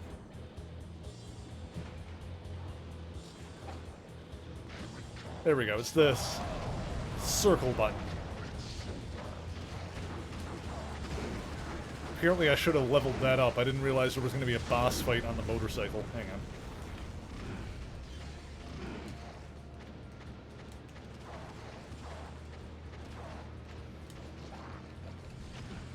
Ah!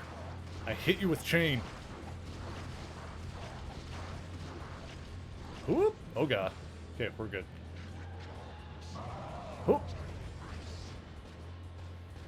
Hang on. He's a little out of range! Oh, Johnny! Oh, Johnny! Oh, oh, whoa, whoa! Oopsie. Okay, we're good. Yeah, Zant's a good boy. I love him. Alright, where's the... Woo! Oh, we're back at the start again. Okay. At least he still kept his damage on him. I don't know if... Maybe this loops around? That would make sense for this to loop if it's a boss fight on, like, a racing track kind of thing. Unless we need to beat him before he gets to the end. I don't know if that's maybe the deal here.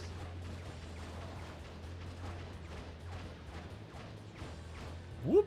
Oh, God. Ooh, okay. Oh, God. Oh, jeez. Okay, we're... By the looks of it, I could beat this tonight. I guess maybe. It depends on, because I know this is not a long game. I looked up on it on... I looked it up on how long to beat. But it's probably... Yeah, it's... If I don't beat it tonight, we'll probably beat it the next time we play it, which won't be next week. Because next week is Halloween, and it's also the end of the month, so we're going to be doing our demos and discounts end of the month stream. And because it's also on Halloween, we're going to be doing a special, like, horror version of it.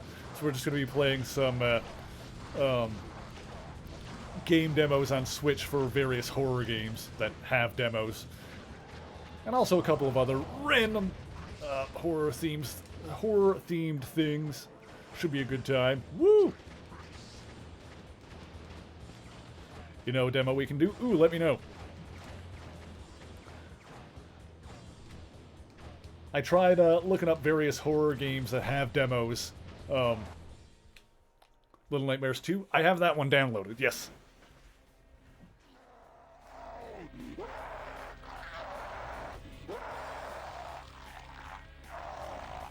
Dude, you're being really dramatic right now. With vengeance defeated, Ghost Rider races for the surface. Out of the frying pan and into the fire, so to speak.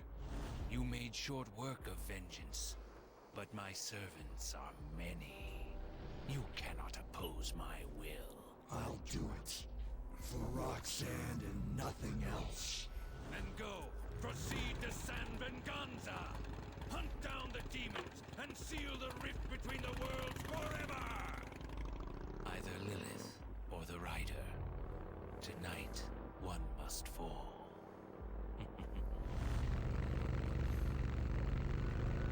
Lilith is in this? As in the Mother of Demons?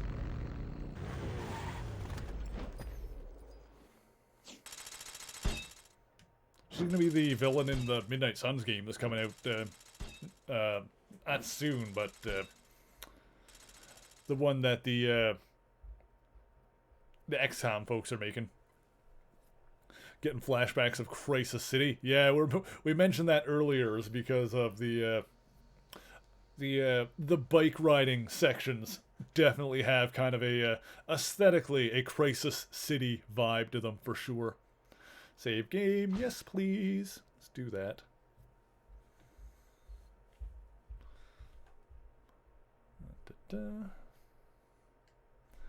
Overwrite. Yep, get that save going. Oh, did I save it? I don't know if I did. Oh, there it goes. Okay.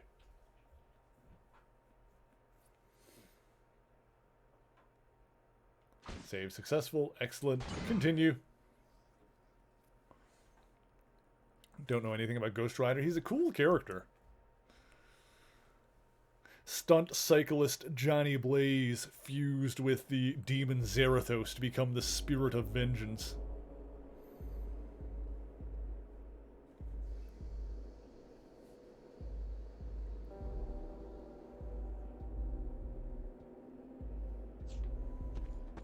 Go. Alright, let's see what upgrades we got ready here.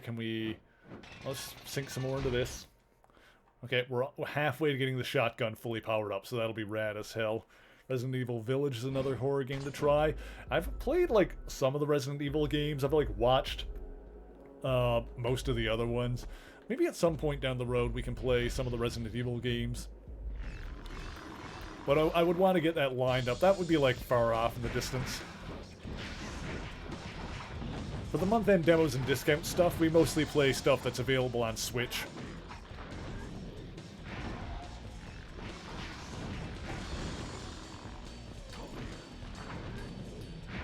Maybe what I should do here, maybe I should save up my shotgun meter to, for when, like, bosses show up. So that way I can keep my distance on them. At least have a couple of shells ready to go.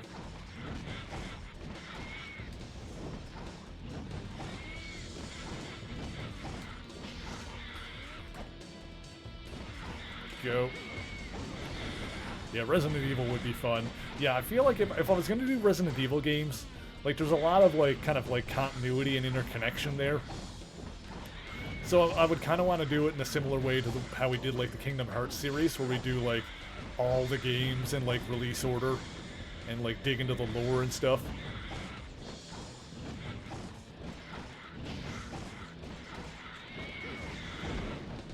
Oh, God. But, of course, the next series for that we have lined up is, after we finish Metroid Dread, we're going to be doing all the Mega Man, all the 2D Mega Man games in chronological order. Not in release order, but in chronological order. So it'll be like the classic games, then Mega Man X, then Mega Man 0. I think that's going to be fun. But that'll be on Saturdays after we finish Metroid. So I got my shotgun meter mostly leveled up and ready to go here. Or mostly filled up.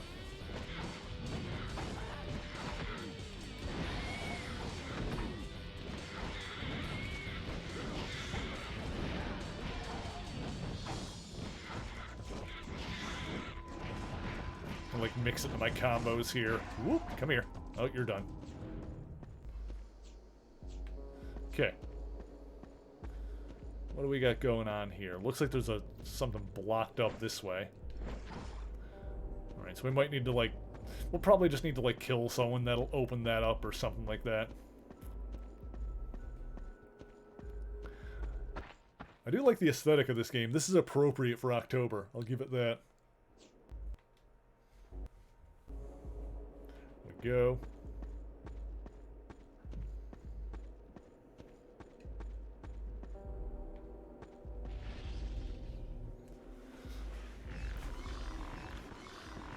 Yeah, also if I was going to do the Resident Evil games, I would want to get my hands on some of the ones that haven't been re-released digitally, like outside of the main series. So it'd be stuff like the Outbreak games, Outbreak and Dead End, which are, or Dead Aim rather, which are on PS2. I would need to, I wouldn't need to, but I would want to try and get copies of those, like really fill in all the stuff there. We could, like, compare the original versions of the original trilogy to the remakes. Now, the Resident Evil games are definitely ones that I would want to play on the easy difficulty.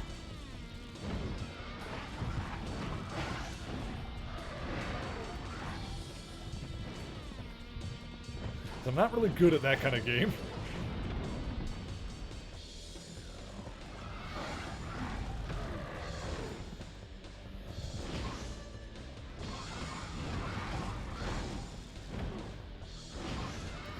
Like, yeah, there are definitely games that I wouldn't mind streaming, like playing along with you guys, but would definitely have to have the difficulty cranked down just because I'm not good at them.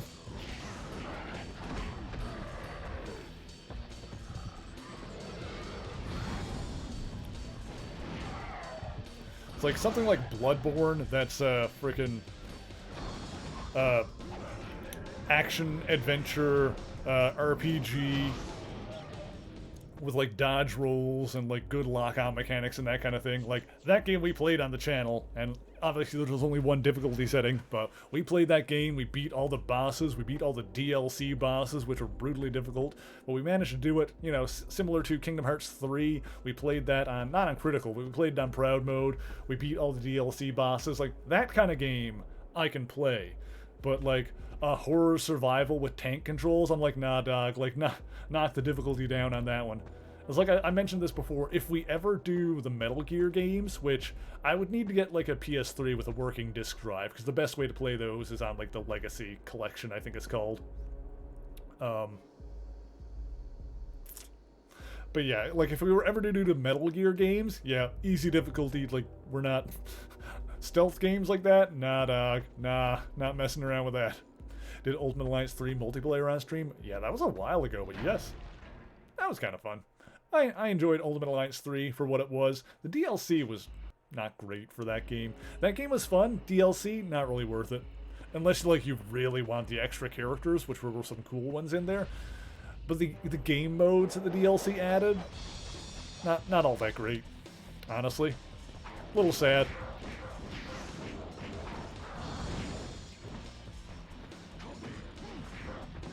But I mean, DLC game modes are almost always like not that great, at least for me.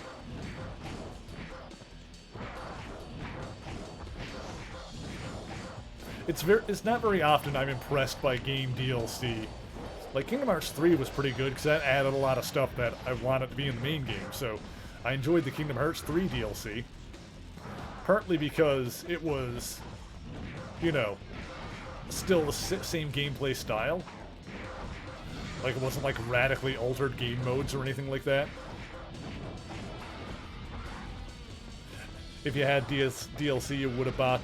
Oh, yeah, like the... Well, to be fair, even the last DLC pack...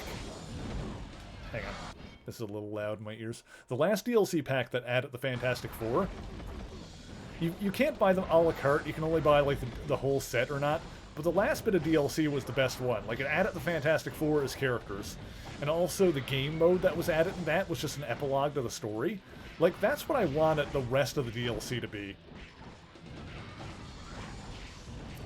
Like that, the last DLC pack actually had like more story chapters with like cutscenes and like, you know, relevant content. That was cool.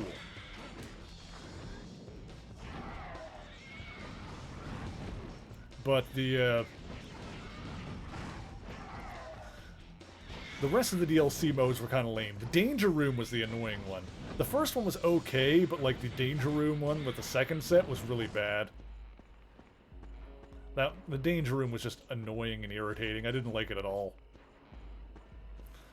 The Kingdom Hearts 3 DLC. Yeah, if you like if you've played like the earlier Kingdom Hearts games and you feel like there's like Kingdom Hearts 3 is like missing like the super bosses and stuff like that, then the DLC is worth getting for that one.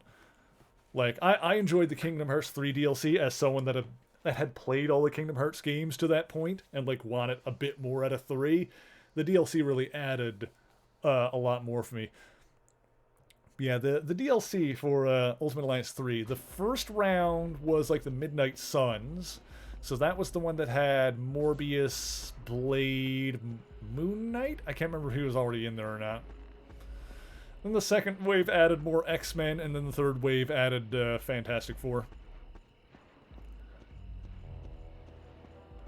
But overall, the character roster, like, I'm going to look this up real quick. The character roster for Ultimate Alliance 3. Ultimate Alliance 3 characters. Because that game had a really cool character roster altogether. Let's see here. Where's the playable characters? Let's see. So, yeah, there's Black Widow, of course, Captain America, Captain Marvel, Crystal from the Inhumans, Drax, Falcon, Gamora was in there. Groot and Rocket Raccoon were like kind of a twofer. Hulk, Iron Man, Scarlet Witch, Spider-Man, Star-Lord, Thor, Wolverine. That was the base roster. Then the ones you unlock as you play the game. Black Panther, Daredevil, Deadpool, Doctor Strange, Elektra. Elsa Bloodstone was a cool addition. She's not one that's in a lot of games. Ghost Rider, Hawkeye, Iron Fist, Loki, Luke Cage, Magneto, Ms. Marvel, Nightcrawler, Psylocke, Spider-Gwen was in there. Miles Morales Spider-Man was in there. Storm, of course, Thanos, Venom, Wasp, and the DLC ones. Okay, so the free... I think Cyclops and Colossus were free DLC. So those two were free. Then, yeah, the first expansion... yeah, so if you got the expansion pass, there were 3 waves of DLC characters. Curse of the Vampire added Blade, Moon Knight, Morbius, and Punisher. Rise of the Phoenix added Cable, Gambit, Iceman, and Phoenix, or Jean Grey. And Shadow of Doom added... was it a new form of Doom, or was he already in... Oh, no, I guess that did add Doom. Yeah, because he wasn't in there yet. Yeah, so Shadow of Doom added Doctor Doom, Human Torch, Invisible Woman, Mr. Fantastic, and The Thing. So Doctor Doom and the Fantastic Four. And then Thanos with the Infinity Gauntlet as like a separate character.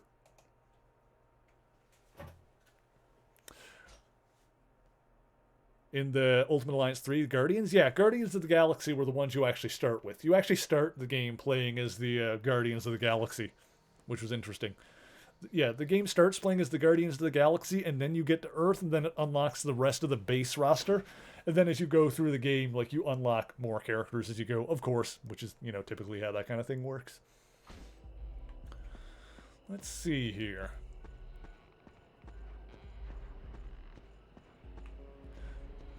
Yeah, Jean Grey, obvious choice for the Phoenix DLC. Yeah, that's when they added her in. Okay.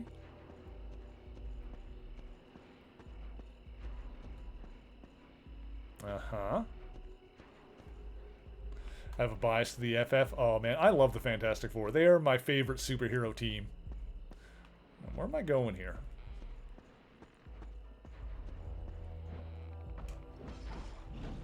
What's going on here?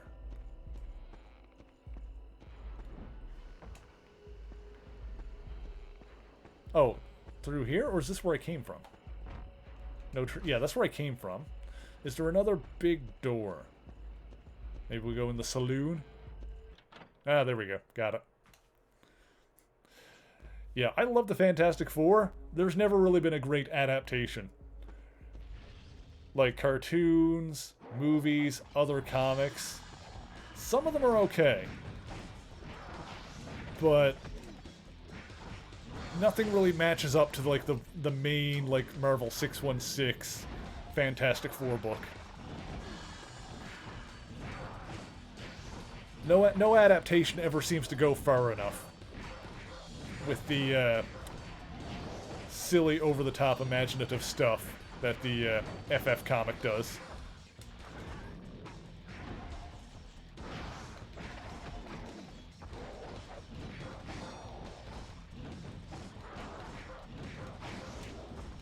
Go.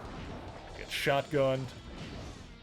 These are some cool looking demon designs with the freaking like bone claws sticking out of their arms. You're done.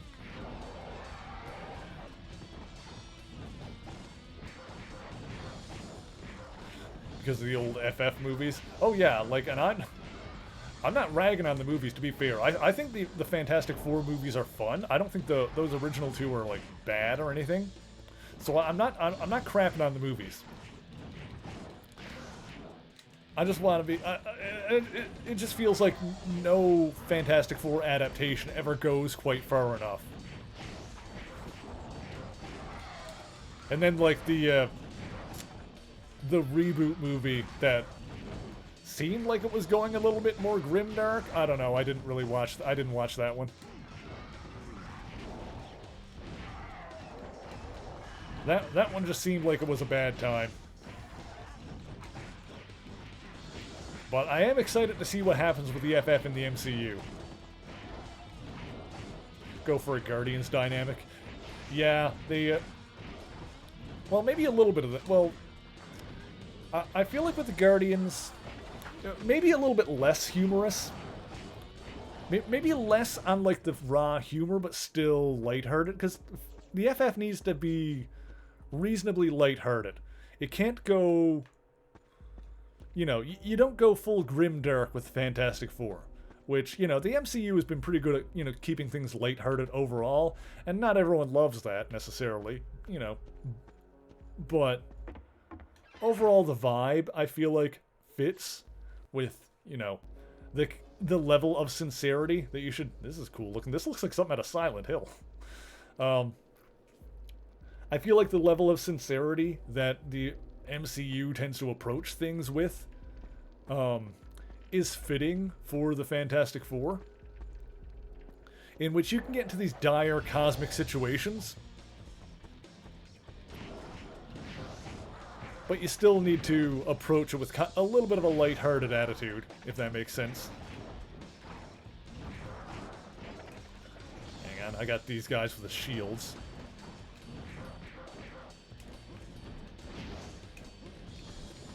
Need to build up my meter here to take him out.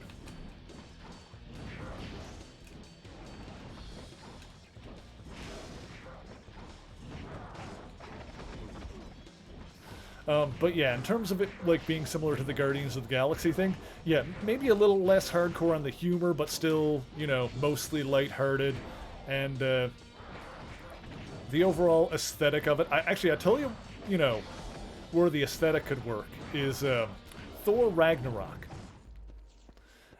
Like, a slightly less neon Thor Ragnarok. Because Thor Ragnarok, visually, in a lot of its, like, art and set design, was very based on Jack Kirby era stuff. Which is very fitting with the Fantastic Four comic aesthetic. So, like, having that Kirby aesthetic in the design would definitely work well. And also, you know, Guardians, the Guardians films lean hard into the found family thing. And once again, the FF is Marvel's first family. Like, they are a superhero team, but they are a family first and foremost. So you kind of need to lean into that aspect of it as well. But yeah, I'm excited to see what they do with it there.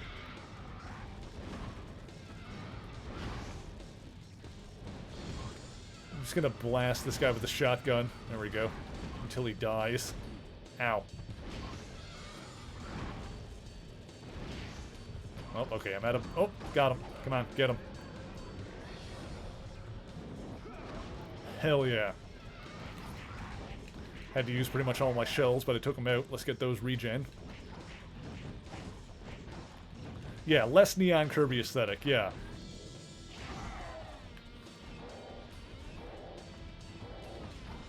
Like, yeah, I don't necessarily want them to go, like, make it look exactly like Thor Ragnarok, but in the way that Thor Ragnarok took a lot of visual cues in the design aesthetic for the a lot of the backgrounds and sets, and like a lot of the background characters were very Kirby looking in their design. Like, take that kind of aesthetic to the FF.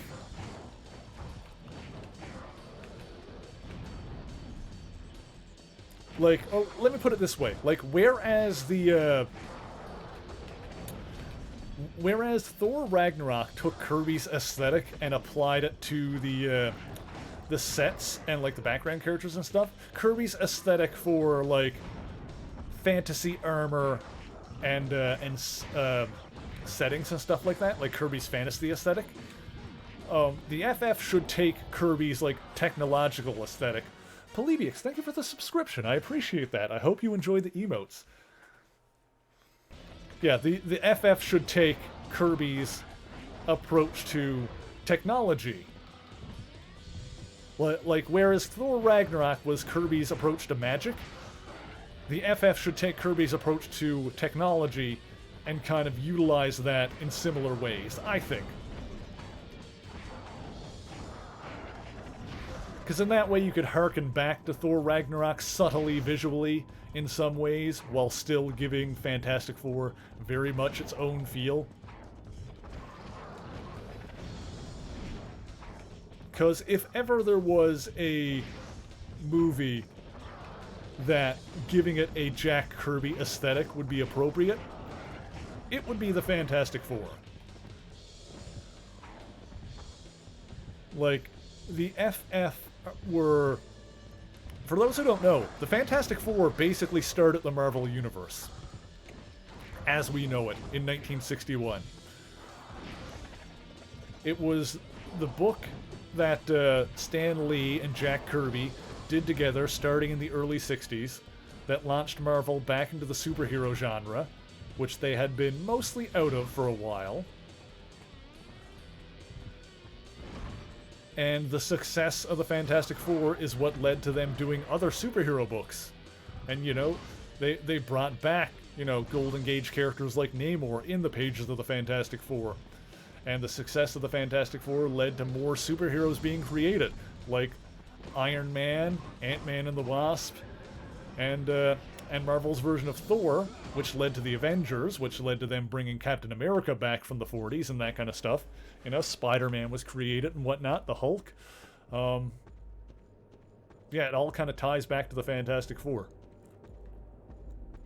There's basically two books you could point at as the starting points for Marvel, depending on when you want to count it. There's Marvel Comics #1 from 1939, which is the first book the company ever put out that introduced Namor and the Human Torch.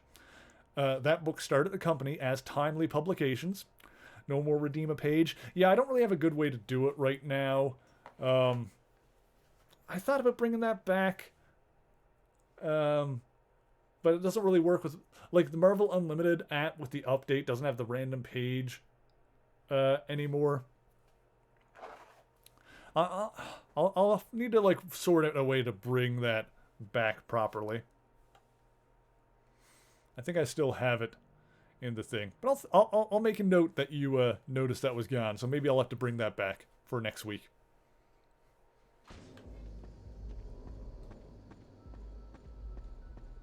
Let's see here. You like seeing the essential pages? Yeah, I would need to, like, bring it back with that if that's how I was gonna do it. Set the camera up for it again. It could be done. There are ways I can do that.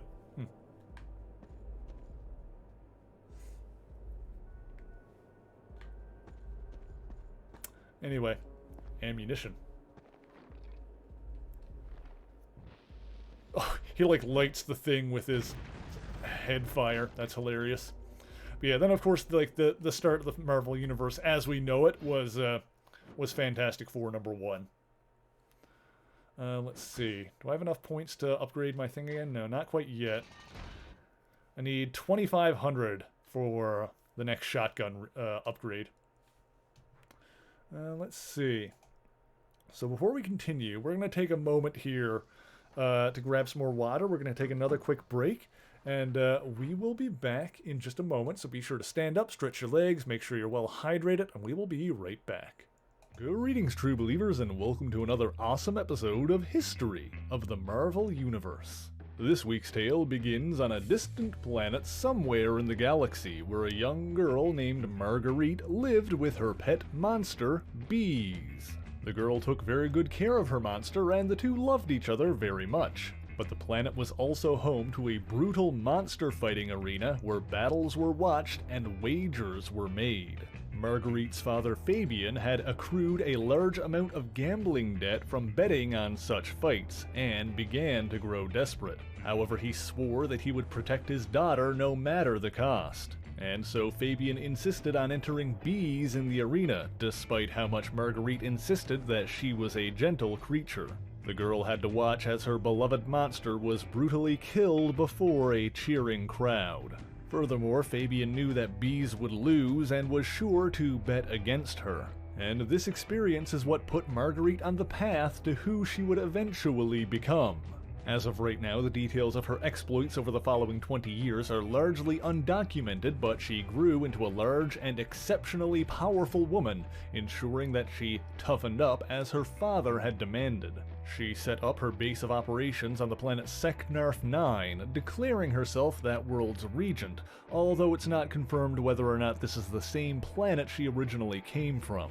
She traveled across the galaxy, tracking and capturing massive creatures and bewildering beasts, rare and endangered species that were considered monsters. After subduing a creature, she would capture it alive and load it onto her command ship, the Destromundo. With it, she brought the beasts back to the Great Gardens, a monster sanctuary where they would be protected and run free.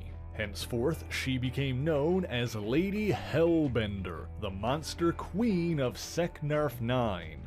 And of course, she would track down and break up monster fighting rings, bringing the creatures back with her. She eventually came to the Earth due to its considerable collection of rare monsters, such as the McLuhan dragon Fin Fang Foom.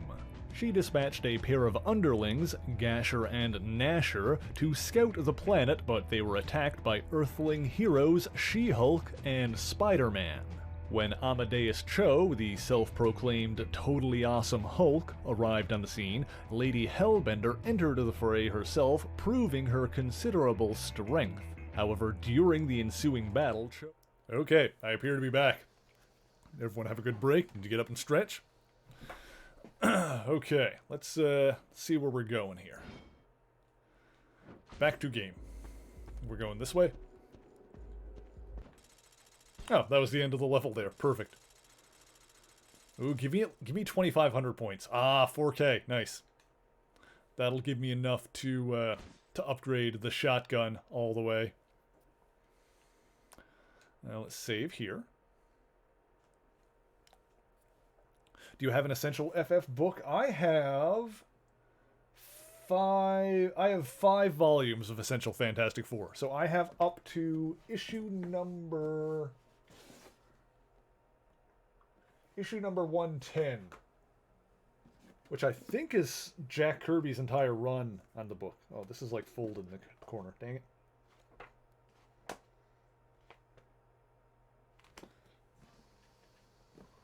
Put this back properly without it folding. There we go. There we go. Yes, get that boomstick upgraded fully. They bring Lady Hellbender to the MCU. Oh yeah, it'd be a fun way to introduce Fin Fang Foom and other iconic giant monsters. That'd be cool. Jack Kirby, writer or an artist? Both, but on FF he was mostly the artist.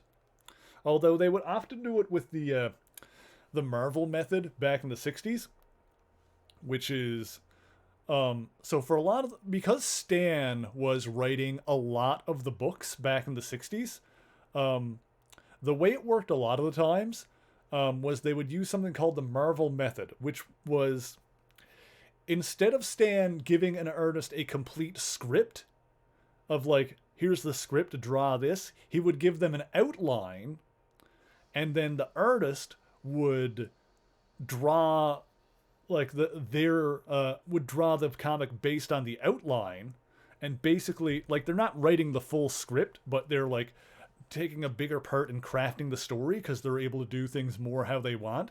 So then so Stan gives so for a lot of Fantastic Four, Stan would give Jack the outline, Jack would use the outline to like draw the comic, then Stan would finish the script based on the drawn pages, and then Art Simic or Sam Rosen or whoever was the letterer at the time would letter in the comic,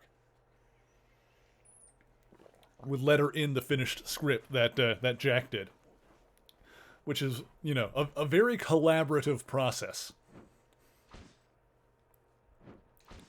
But yeah, Jack also did writing, I'm pretty sure, not as much for Marvel, but later he did writing for DC when he created like Darkseid and the New Gods and stuff like that. If you're not familiar with Jack Kirby's career, you really need to look into that, because Jack Kirby like created a ridiculous amount of stuff. He's the co-creator of the X-Men, the Fantastic Four, I think Thor, in the 60s. Back in the 40s, because he's been in the game a long time, he co-created Captain America with Joe Simon back in the 40s. And he also created, for DC, he created Darkseid and the New Gods. So like Mr. Miracle, Apocalypse, and Genesis, and that was stuff I believe he wrote and drew. So that stuff he like basically created all himself. He's a pretty big deal. Yeah, one of the biggest deals. He was his nickname is the King of the Comics. He is easily, hands down, one of the most important and influential comic creators of all time. Like that is like, if you ask anybody who's like knowledgeable about comics, like who the most important people in comics of all time are, Jack Kirby will be on that list, and for a lot of people, he will be number one, which I cannot argue with.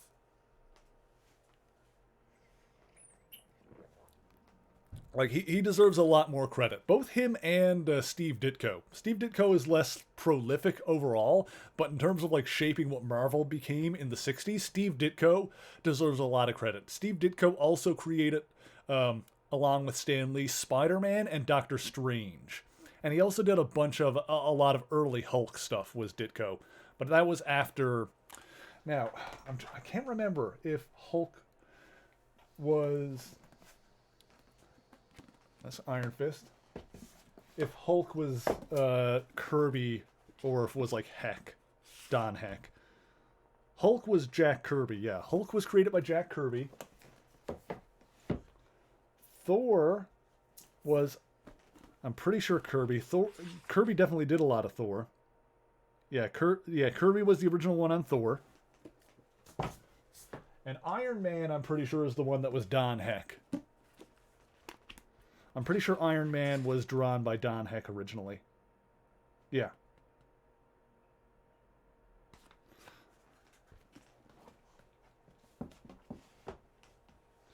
Yeah, Don Heck is a classic artist that is less prolific, less well known than like Ditko or Kirby, but as I said, he created Iron Man, so that original like the original gray Iron Man suit was Don Heck.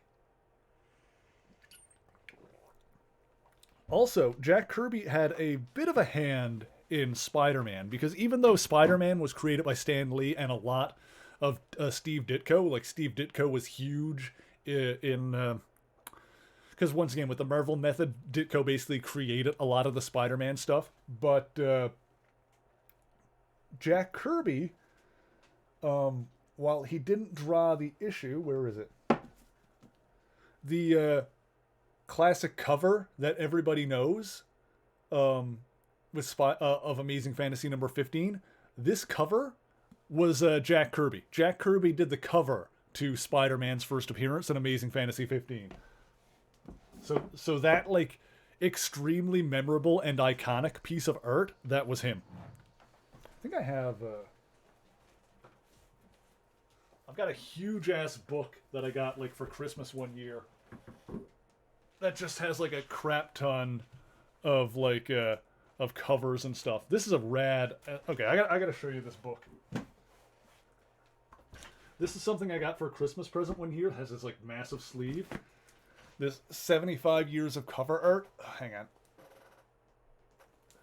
This is the other side of it. There's Wolverine's first appearance in an episode of, or in an issue of Hulk. We actually pull it out here. The front cover on, like, the main book is the original Marvel Comics from 1939. Like, that's the cover of the first book they ever put out with the Human Torch. Which I think this art would be Carl Burgos, because Carl Burgos was the creator of the original Human Torch. Yeah, Razzle's here too. She's a good baby. And on the other side, it's the cover of Infinity Gauntlet number 1. And this is just like a huge book of... oh, I forgot I had these in here. Of, like, iconic covers and stuff. Yeah, like, this is... a piece here showing Jack Kirby's cover for Amazing Fantasy number 15. The first appearance of Spider-Man. Cover dated August 1962. Art by Jack Kirby. The other one in here is Invincible Iron Man number 1 by cover by Adi Granov. And I don't know if I'm saying his name right, but Adi Granov, Adi, which is a much more modern looking Iron Man suit. His designs are basically, like, Adi Granov's design for Iron Man is basically the one that made it into the movie. And in fact, he worked on the actual movie designs for Marvel Studios. This, I think, was... Oh, 2005. Yeah, so it wasn't even that long before the movie that he got this redesign. So let me slide these back in here.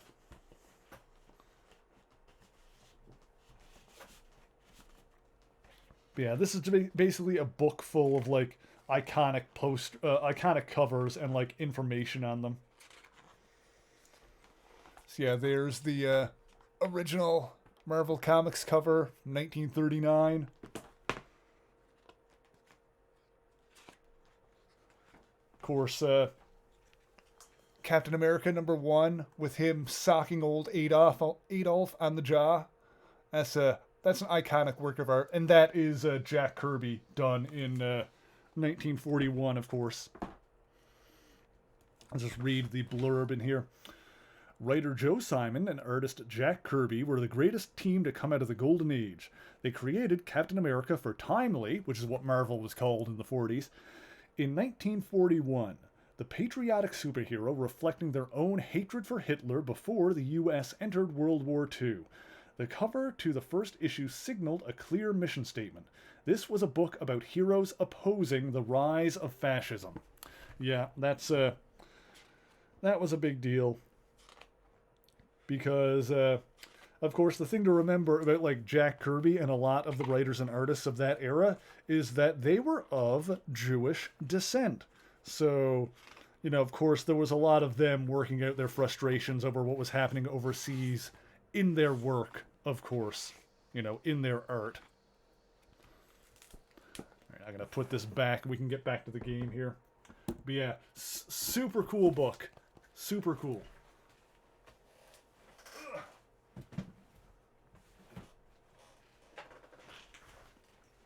Okay. Whoop. Get back to the Ghost Rider here. I'm going to sip my water. Let's see here. Let's continue. Let's get our boomstick upgraded, and then we'll see how we're doing. Is this another racing level? I think we're probably going to, like... I think this is going to be a thing where we're like flopping back and forth between racing levels and like beat 'em up levels. I think this is going to be the deal in this game.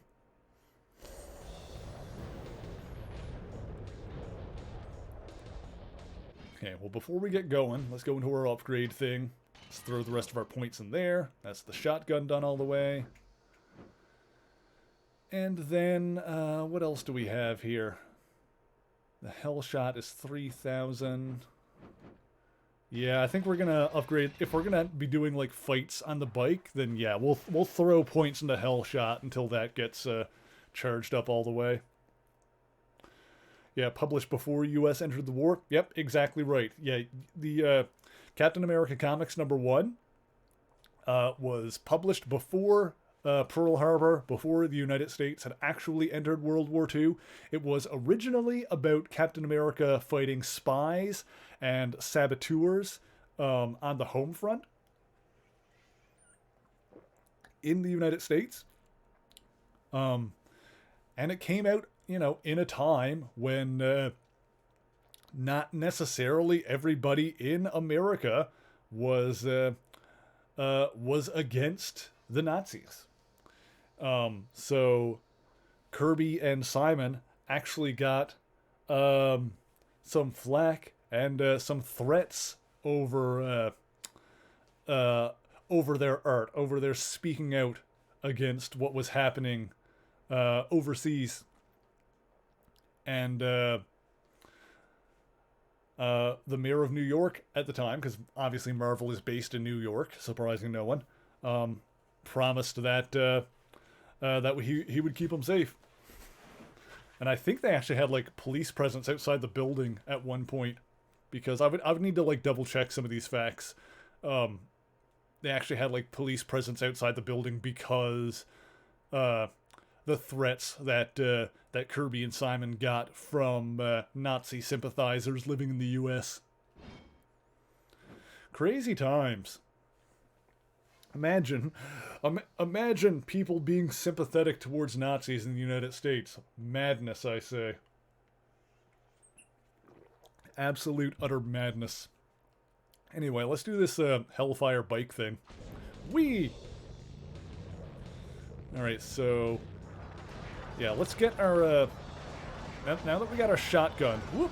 Oh, damn, missed that one. Now that we got our shotgun leveled up all the way, let's go for getting the bike's hell shot leveled up a few times.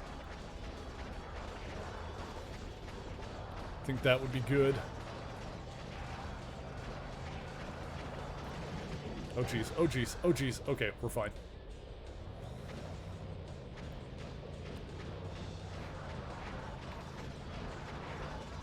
Woo! Okay.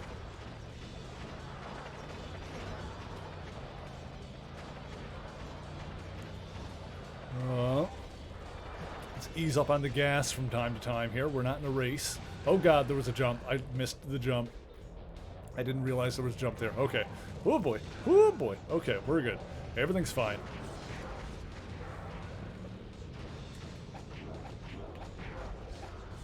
Okay. Okay. Okay.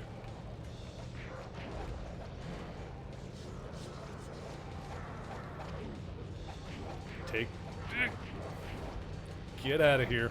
There we go. Okay. Okay. Whoop.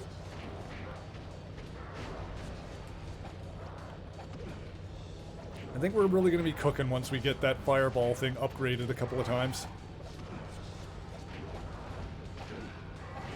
Probably after this level we can sink some points into it.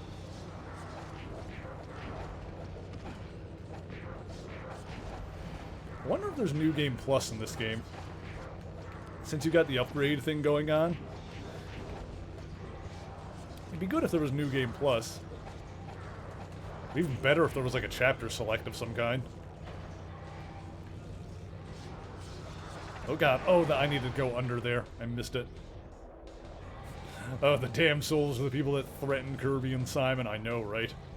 What a bunch of dick bags. Whoop. Okay. Oh. I like totally... I could not see what was going on there. It was a little too low resolution for me. Ooh, okay, we're good. Oh!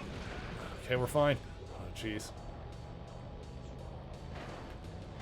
Oh, God. Oh, God. Okay, we're fine. Nope. Hang on. Back. Okay. Forward. Johnny. Johnny. Johnny. Johnny. Hey, I did it. Success. Oh, hang on. It, like, because of the upscaler I'm using, I think, it kind of, like, blacks out on my screen for a second after, oh, God, after a loading screen. Noom. Okay, let's go. Huh. Okay. Huh. Oh, boy. Oh, boy. Jump. Jump. Oh, oh, oh, oh, oh, oh. I do like the ragdolling on the motorbike, though. Whoop. Okay. Good. Oh, God. Oh, no. Okay. Okay, we're fine. Huh. Huh. Okay. Oh, boy. Good. Good. Good. Slide. Yeah. Okay. Noom.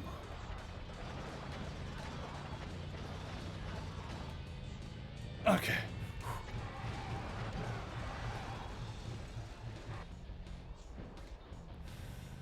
Okay.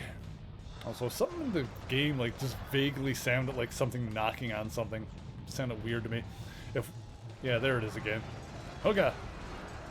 If it was in my other ear, I'd swear someone was knocking on my door, but it's coming from the wrong direction. Oh, God. Oh, God. Oh, God. Oh, dear. Okay. Oh, God. Let's make it happen. Let's make it happen, Captain. Okay. Whoop. And underneath. Good. Whew, made it.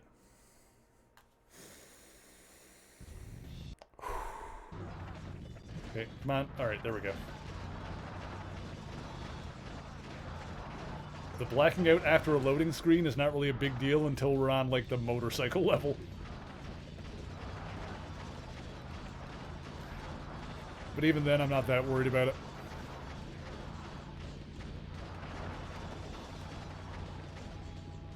Alright, zoop! Go, please. Okay, we're good. Slide! Here, there we go. And jump! Oh boy, oh boy, oh boy. Okay, okay, we're good.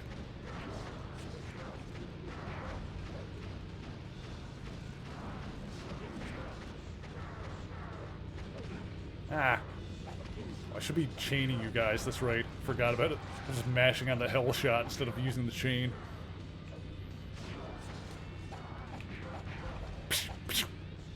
I don't know if you guys can hear that, but the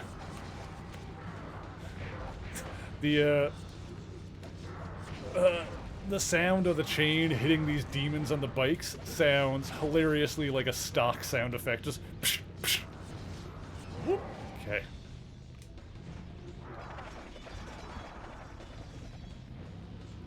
So I guess this is... Oh, jeez. Oh, okay, we're fine. We're fine. That worked out somehow.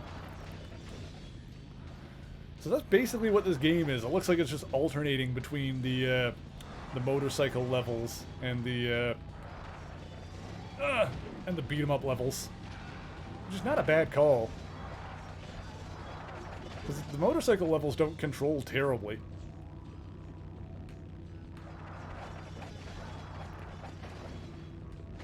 There we go. Oh, okay, we're alive. Made it. I survived. Alright, give me a bunch of points and stuff. Brutal.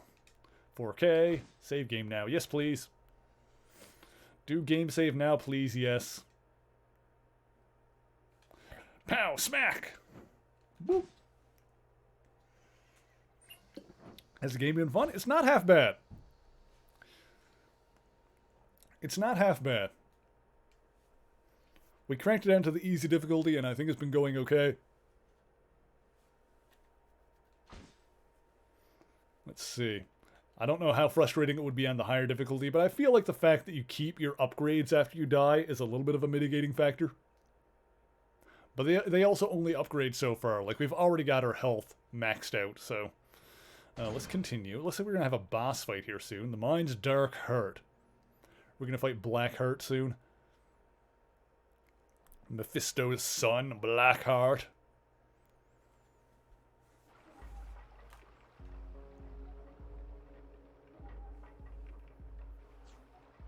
I like the Dutch angle from every now and then. Let's see.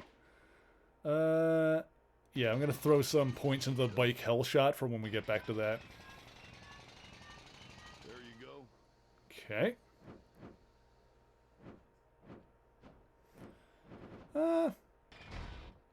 Yeah, throw some more points into that. We'll probably have that maxed out by the time we do the next bike mission then, so that should work out.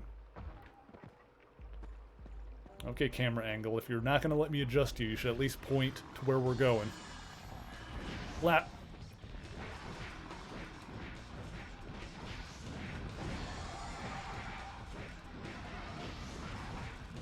Go. Now, I'm sure we're going to have a boss here at some point, so let's get our Hellfire gun charged up and ready to go. We'll get our shotgun ready for whenever a big baddie shows up.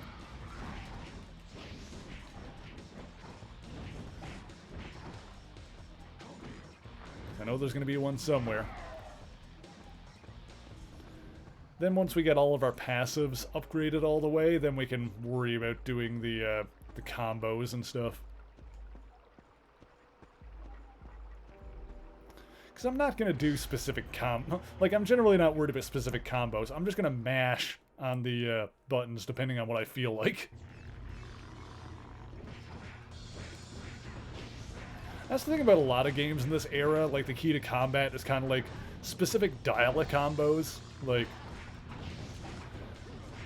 doing like combos in specific orders, but that's not necessarily fun to me.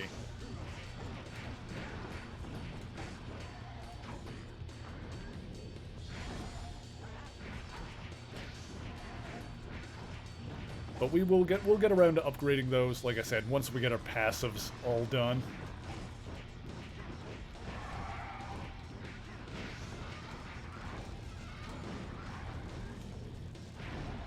Yeah, I do wonder if there is a New Game Plus option in it.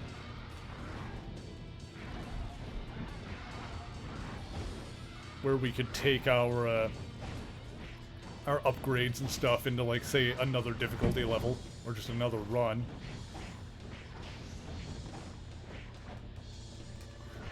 Because you also unlock, like, comic covers and stuff with the same points. Which, you know, I feel like you would want to upgrade your character first so you can actually beat the game.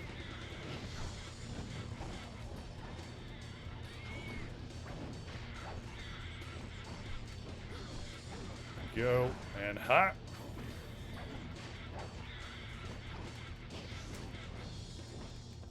Get out of here, bat boys. Alright, we got our shotgun upgraded. That looks pretty rad now that it's got the white hot flames going on.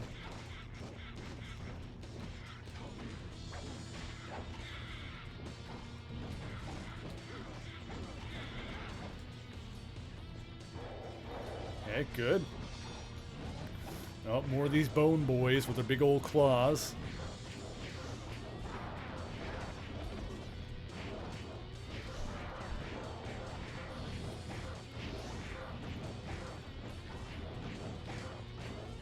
I got my stuff charged. I'm ready for when a boss decides to show up.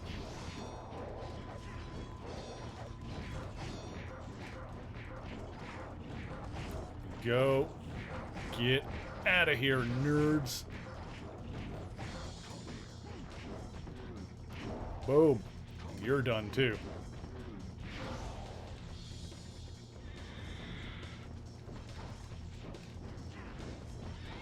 Come on. Oh, boy.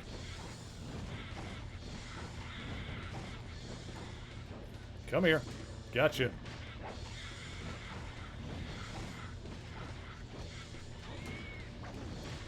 And this is the point where I was like kind of concerned about playing this on the easier difficulty because it just kind of gets dull when it's just throwing enemies at you and I'm just ripping them apart.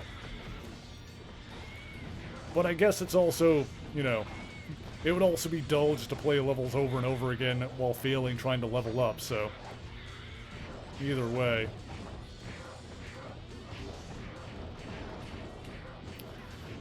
They just got us. They just got us tossed in like the standard like beat 'em up elevator level where we just need to like keep killing fools until an impossibly long elevator ride gets to the end. Like what are we 3,000 feet in the air by this point? With how long this thing has been going? Like how, or were we like deep in the mine or like we're coming out of it? Like how deep in the ground were we? Good lord. Ooh, purple crystals, how pretty. And there's not really any like collectibles or secrets to find in this game as far as I can tell either. It's pretty straightforward. Which is not necessarily a knock against the game, it just kind of is what it is. Alright, now it's boss time.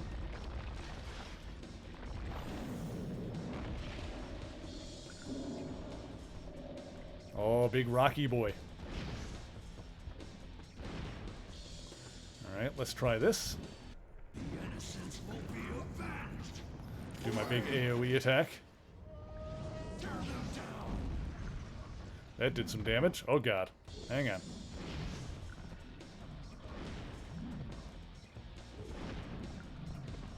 Oh yeah, that upgraded shotgun is putting in work. Got him. Alright, this is going to be no trouble from here.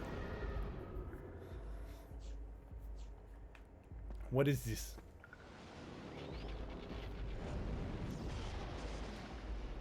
Love the old graphics of the boss here. Oh yeah. Played a lot of games of like this graphical fidelity back in the day. Absorbed the Earth Soul. You can now destroy Earth magic. Oh, interesting. Okay. So that's like this kind of thing? This is Earth. The purple gems are Earth magic, maybe? I guess not. What are we doing here?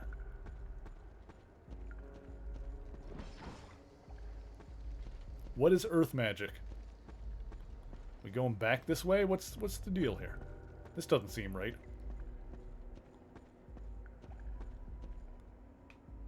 Are we really going back down the elevator? I guess that's what we're doing. Huh. Interesting.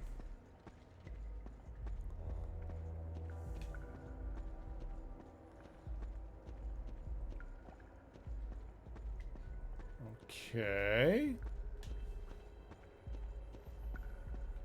Alright, I guess we're going back down the elevator.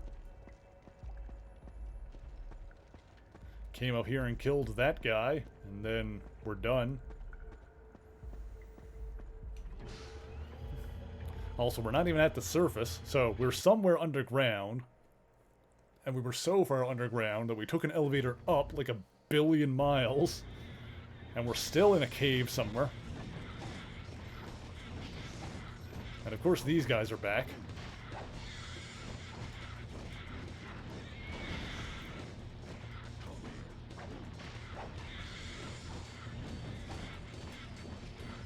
Okay.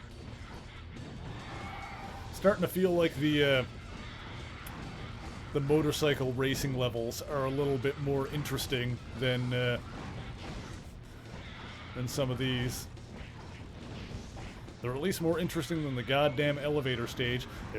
They really jammed an elevator stage in here. This really is old school beat 'em up style, isn't it? Alright, fine.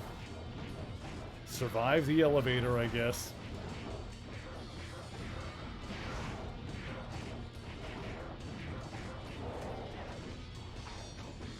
Come here, you're dead. Come here. Oh, nope, you're not done. Hang on. Had you opened up and then you closed, I guess.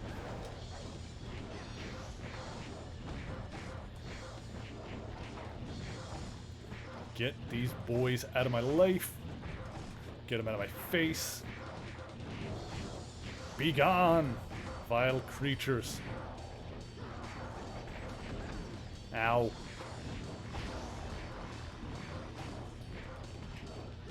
Alright, shotgun. Shotgun. Shotgun. Shotgun. Shotgun. Shotgun. Shotgun. Shotgun. Shotgun. Grab.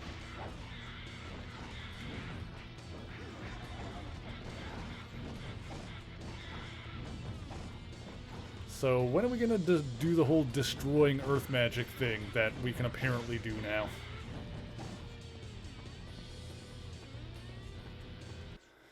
Okay.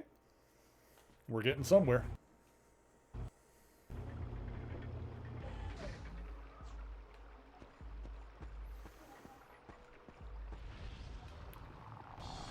Oh boy, more demons.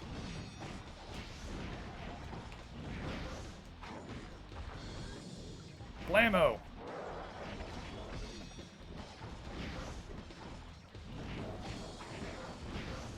Okay, okay.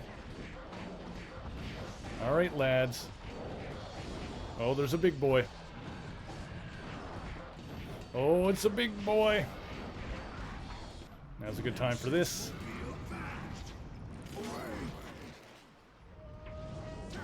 Explode!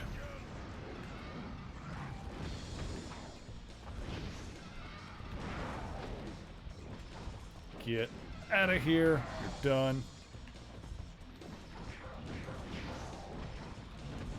At least it's not like brutally difficult like the X-Men one was at points.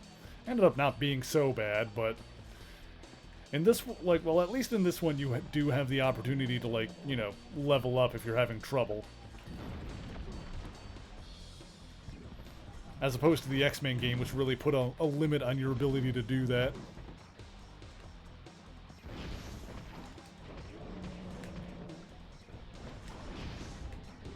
Okay, this guy needs to, like, be dead now. There we go. Come on, get him. Just punch the hell out of this big stone man, I guess. That seemed to work. Sweet.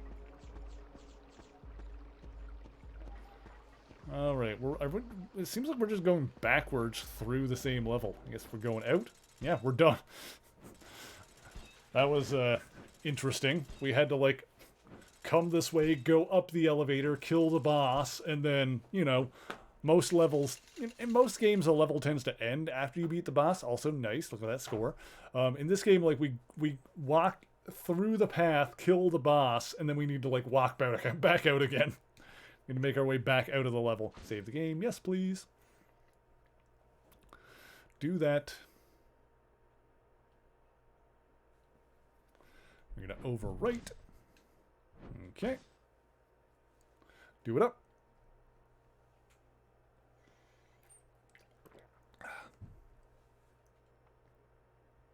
Saving data. Successful. Very good. Continue. Then we're going to be in another, back to the surface. Now we need to, like, drive our way back out of here again, I guess. But we're going to upgrade our hell shot.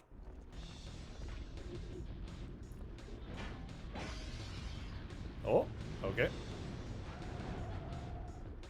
The hell cycle is fused with the earth soul. You can now perform a double... Oh! Now we can double jump. Okay. Sweet. And also... Yeah, health is still max. That's probably not going to get any bigger. There you go. Beautiful. All done there. Spirit gauge, link charge. I don't remember what was what. Hang on. Let me go back. Exit. Options. Game controls. Not on the bike, on foot. L2 is the link charge. So that is the... That's like the AoE I can do. And what was the other one called? Spirit. Spirit gauge. I don't even remember what that is. That might be... I think that is the one...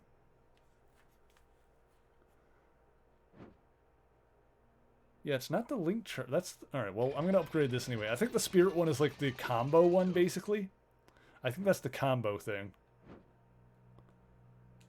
So yeah, let's do link charge, and then I guess we'll do spirit boost, and then that'll be everything on this page leveled up all the way. Now we can double jump, so that's good.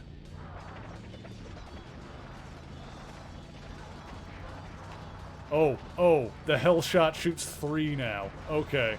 We got that upgraded, and now it's shooting 3 at once. That's dope as hell. Alright, that's pretty cool. Whoop, whoop. Whoop, whoop. Whoop, whoop. Oh god. Ow, ow, ow. Okay. Whoop, whoop. Okay. Whew, whew. Whoop. Oh, okay.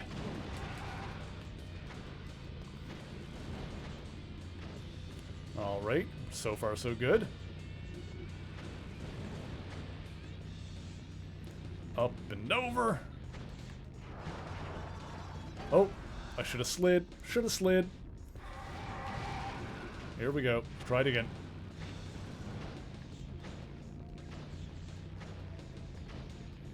Okay.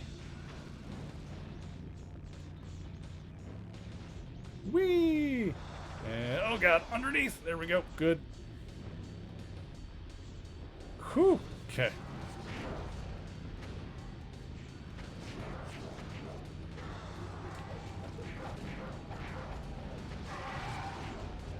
There's a lot going on during these that I kind of need to pay attention to. Get out of here. Alright, this is pretty cool. Okay, okay. Whoop! Get out of here. There we go. Woo-hoo-hoo. Cruising USA over here. Oh god.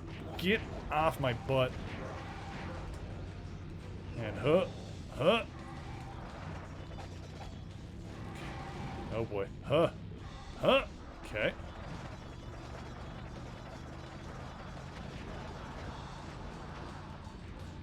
Oh jeez. Oh boy. Okay. Oh damn. The ragdoll crash. Woo! Woo! There we go. Yeah, whoop whoop. That's how you double jump. You go whoop and then you go whoop again.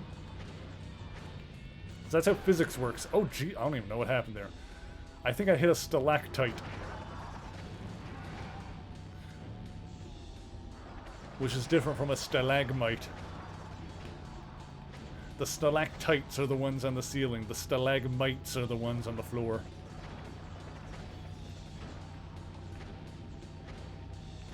Because stalactites hang tightly from the ceiling, and stalagmites might poke you in the butt. That's my mnemonic for those anyway. Whee! Underneath. There we go. And whoop! Got. Oh, made it. We're good.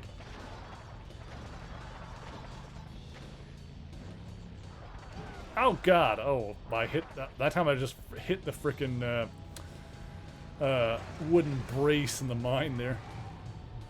Oh, get up! Oh no! Oh, we're going down. Going down. Okay. Whee! There we go. Okay. Survived. Oh god, I can't see half the time here. Okay. Woo! Oh god, that's my motorcycle over there.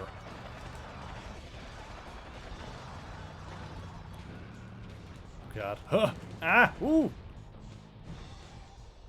Well, that shouldn't have worked, but here we are. Whoop! Oh god. Oh god. Oh no. Ow. Oh, goodbye, cruel world. Okay. Whee! Okay. Huh! Okay. Huh! Okay. Oh, watch out for that. Okay. Okay. Did I make it? I think we made it. I think we did it. I think I did the thing. We did the thing. The thing has been done. Well, alright. Look at that. Oh god, hang on. Hang on. Okay, TV, thank you. Ah. Woo! Okay. Uh-oh, uh-oh, uh-oh. Ow! Oh, there we go. Okay. Looks like we gotta jump this way. Ha! Yeah. Oh, what? Alright, well. Cool. Ah, jeez. Okay, oh, okay, made it. Okay, okay, okay. Okay, okay, okay, okay, okay.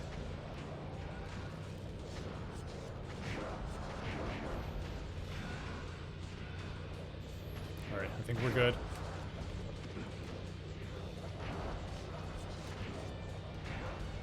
I feel like I've lost the thread of what we're even doing in this game at this point. I don't know if the story was ever communicated that effectively. Something about Mephisto sending vengeance to go kill Roxanne, but it feels like we're not exactly dealing with that, so we're just kind of faffing about. We killed like an earth demon or something for some reason, and now we can double jump, so that's cool.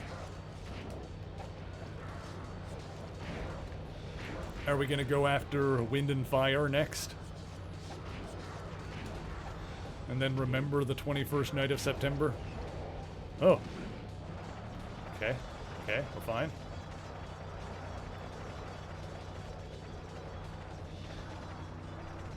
Oh my god.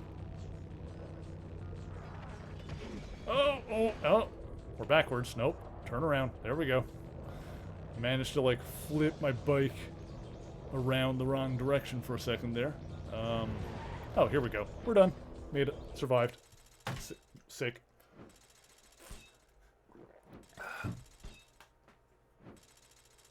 Alright, what do you got for me? 4,000? Cool, I'll take it. Save the game. Yep, do that. Hell to the yeah. Save it there. Overheard. Wouldn't Mephisto want to break up a marriage instead? Yeah, really though. It's like, don't you have a Spider-Man to go annoy somewhere? Jeez. Oh, one more day. Oh dear. Let's continue here.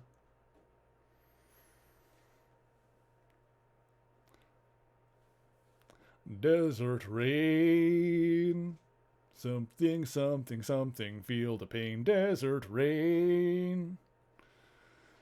Alright. Let's, we're back in, like, the same area again. Like, this game is starting to look like it has a fair amount of recycled areas. And it's not like this is like an open world game or something. Like, the levels are just bringing us, you know, we're always going from point A to point B, but they're like recycling areas in the midst of that. Throw these at this link charge. There we go. Okay, where are we going? Oh, this is the earth magic thing. Yeah, now we can break this. Okay, now it makes sense.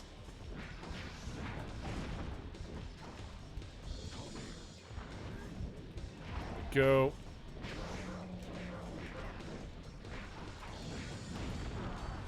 Ow.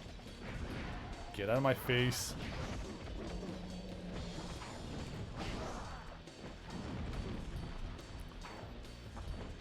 Yeah, I feel like this is one of those games that, you know, on the easier setting, the combat is not all that interesting, but if I cranked the difficulty up, it would just be more frustrating. Like, it doesn't exactly control well enough for that kind of thing. Could use a lock-on mechanic. I know I say that about a lot of games, but it's genuinely true a lot of the time.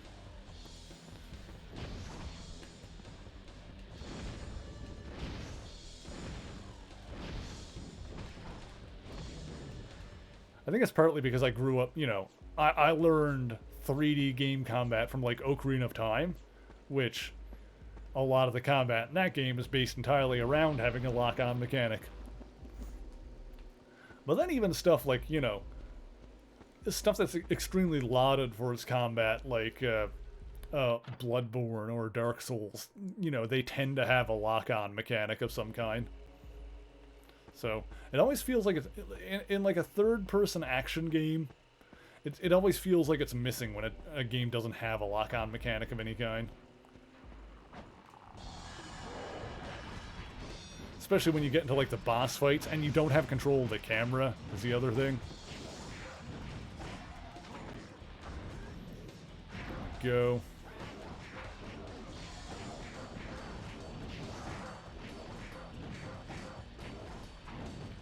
Yeah, I don't think this game is exceptionally long, so probably not going to finish it tonight, because we've been faffing around a little bit. Hey, Silver, how's it going? Look at that smash point right now, actually. Let's do that. Yeah, we'll probably beat this, like, next time we stream it, which will be, like, Sunday after next. Where am I to here? Smash point, Silver Bullet. Let's give you... Ooh, you're getting up there. Silver Bullet is at level 8 for the month of October. That's excellent. Hope you're having a good weekend so far, Silver. Thank you for hanging out. We're playing Ghost Rider for the PlayStation 2. And it's not bad. We're playing it on the easy difficulty because, as I was just mentioning, this feels like one of those games where the combat, like, it's not particularly interesting on easy, but on, like, normal or higher, it would get, like, frustrating because it's not, you know, it's not super precise. Ooh, you're replaying Halo. I've only ever played the first Halo, back on the original Xbox. But first-person shooters are not, like, super my thing either, so... There we go.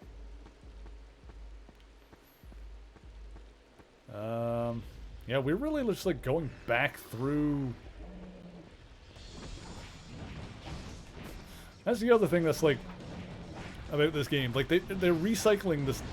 We came through this whole area to get down here and, like, beat that boss in the mine. And now we're just, like, going back out. Like, we're going backwards through the same areas.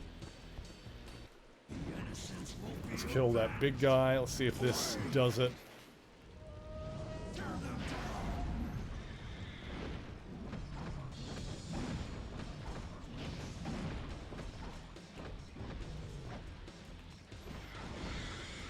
Go.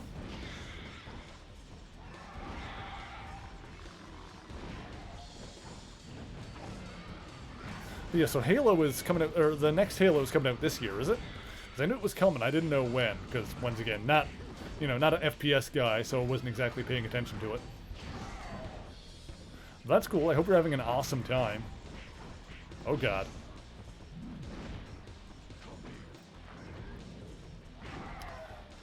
Yeah, there's definitely some, like, cool aesthetic and and lore stuff going on in the Halo universe.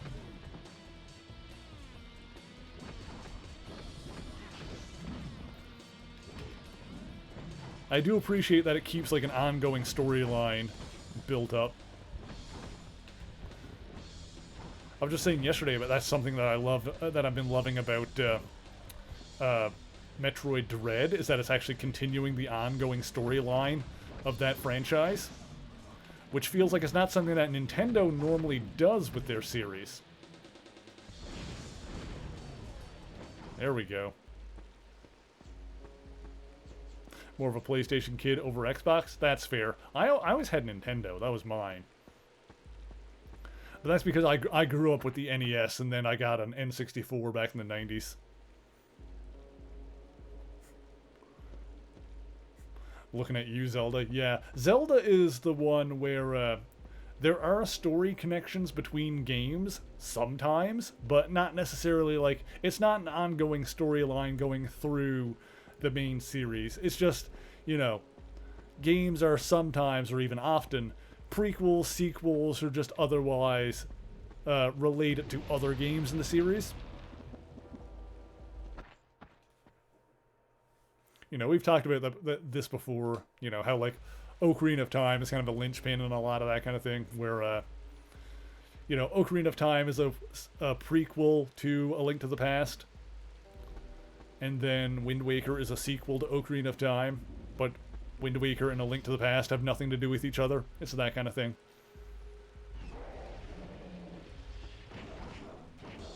Okay, this guy's got the shield that I gotta build up.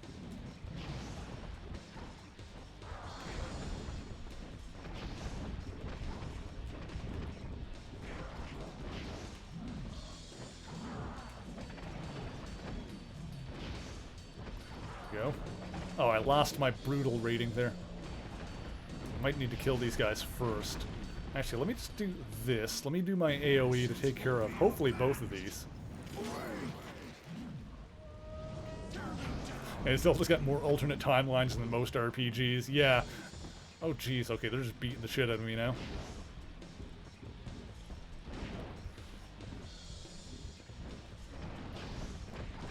But yeah, that's the thing about the Zelda games. Like, even before they released the official timeline with, like, the split in the timeline and how that is all supposed to work, it was obvious that it was always meant to be, like, multiple timelines that are not necessarily connected. That was kind of always the case.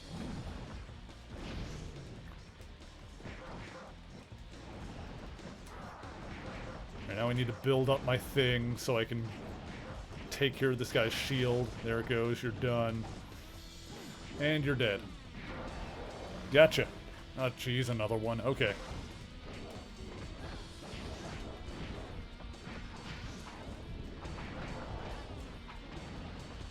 Okay, but I still had my meter built up, so I didn't need to build it up a second time.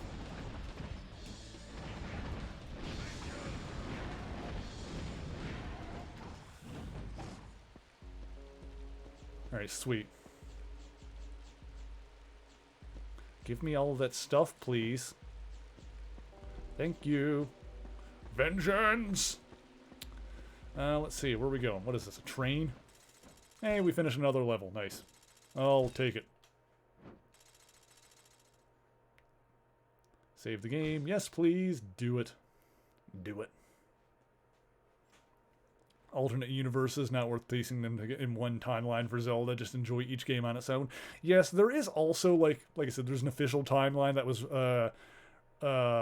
put into the Hyrule Historia book. So there technically is an official timeline, but once again, it like branches off. So there's, even in the official timeline that puts everything in order, there's still multiple timelines. And yeah, just, you know, it's more of just like this, like you said, enjoy each game on its own, and each game has like its own story connections. Yeah, here we go. We're good. Lightning strikes.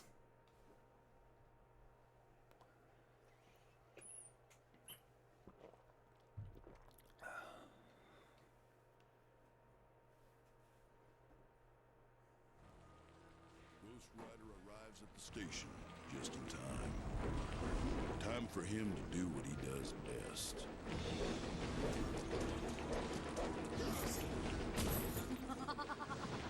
Too late, Ryder. We have Blackheart's body, and soon he will be restored. We will rule over hell on earth as king and queen. Not a chance. I will destroy you! End of the line, Ryder! Kill him! 10 out of 10 dialogue. Perfect. Oh, okay. Is that supposed to be Lilith? I guess we got a Lilith boss fight. Ugh. Hair in my tooth. Or tongue, rather. Not my tooth, that'd be weird. Let's throw this into here. Almost got that charged up all the way. Spirit gauge to... Whatever. I'll get all this leveled up eventually. We're going to take another quick break just because I got to use the washroom, and I'm also out of water, so we're going to grab some more of that. So now's another chance to get up and stretch your legs, and we'll be back in just a moment. Greetings, true believers, and welcome to another awesome episode of History of the Marvel Universe. This week's tale begins on a distant planet somewhere in the galaxy where a young girl named Marguerite lived with her pet monster, bees. The girl took very good care of her monster, and the two loved each other very much. But the planet was also home to a brutal monster fighting arena where battles were watched and wagers were made. Marguerite's father Fabian had accrued a large amount of gambling debt from betting on such fights, and began to grow desperate. However, he swore that he would protect his daughter no matter the cost. And so Fabian insisted on entering bees in the arena, despite how much Marguerite insisted that she was a gentle creature. The girl had to watch as her beloved monster was brutally killed before a cheering crowd. Furthermore, Fabian knew that bees would lose and was sure to bet against her. And this experience is what put Marguerite on the path to who she would eventually become. As of right now, the details of her exploits over the following 20 years are largely undocumented, but she grew into a large and exceptionally powerful woman, ensuring that she toughened up as her father had demanded. She set up her base of operations on the planet Seknarf 9, declaring herself that world's regent, although it's not confirmed whether or not this is the same planet she originally came from. She traveled across the galaxy, tracking and capturing massive creatures and bewildering beasts, rare and endangered species that were considered monsters. After subduing a creature, she would capture it alive and load it onto her command ship, the Destromundo. With it, she brought the beasts back to the Great Gardens, a monster sanctuary where they would be protected and run free. Henceforth, she became known as Lady Hellbender, the monster queen of Seknarf 9. And of course, she would track down and break up monster fighting rings, bringing the creatures back with her. She eventually came to the Earth due to its considerable collection of rare monsters, such as the McLuhan dragon Fin Fang Foom. She dispatched a pair of underlings, Gasher and Nasher, to scout the planet, but they were attacked by Earthling heroes She-Hulk and Spider-Man.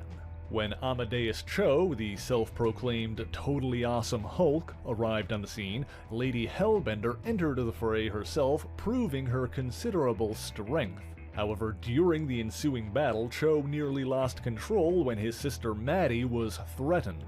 Fortunately, Maddie was able to de-escalate the situation, and Lady Hellbender declared a truce. She watched as Amadeus Cho... Okay, I'm back. Also, Razzle is here. Look at this fluffy baby. Look at this good girl. Oh, look at this sweet pile of fur. She's such a good girl. I love this girl. I just need to pet her for a minute. She demands attention. She does that sometimes.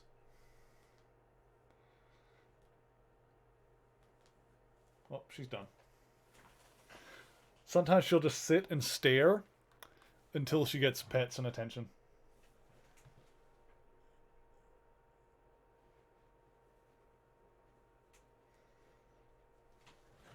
Hang on.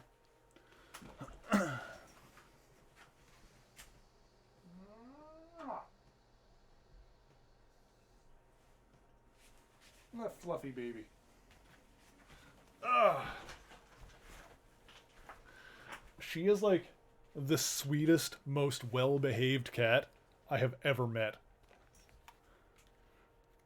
She is such a chill cat. She's such a good girl.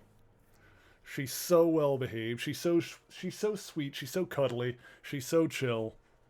Perfect cat. Baby. Okay. Let's see what we got next here. Oh, right. We're in like a Lilith boss fight. I assume it's supposed to be a Lilith. Funnily enough, there's actually two characters named Lilith in Marvel lore. There's Lilith, Mother of Demons, and Lilith, Daughter of Dracula. So I assume this will be the demon one. And I'm only assuming that just because I'm pretty sure Mephisto said the name Lilith earlier. Also, hi, Zant. The boy is here, too. There's the boy. Hi, boy. Say hi to everyone, boy. Zant, over here. There you go. Good boy. Okay, let's check this out. Lilith is also the Mother of Demons, is going to be the villain in the Midnight Suns game that is coming out at some point. I think that'll be an interesting one to get to. That was a little loud. Hang on. This game also has like a lot of games of this era, like the cutscenes are really quiet and then the gameplay is really loud, so I like turn it up during the cutscenes, then the gameplay is like loud in my ears.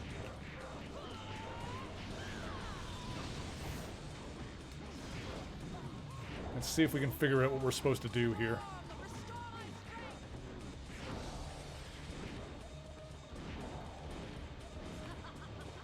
She's got that protective shield.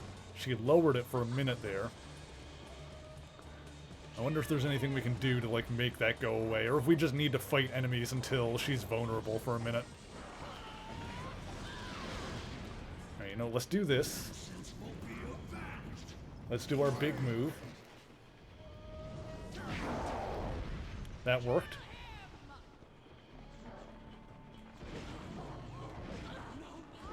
Shotgunner a couple of times. There we go. Okay, that worked.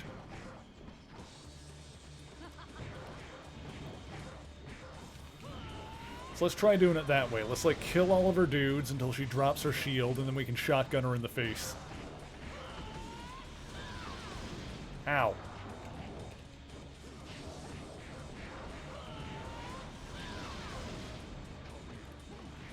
And done. That worked. I think. Doesn't appear to have taken that. She didn't appear to take that much more damage that time. I wasn't really paying attention to her health bar that closely.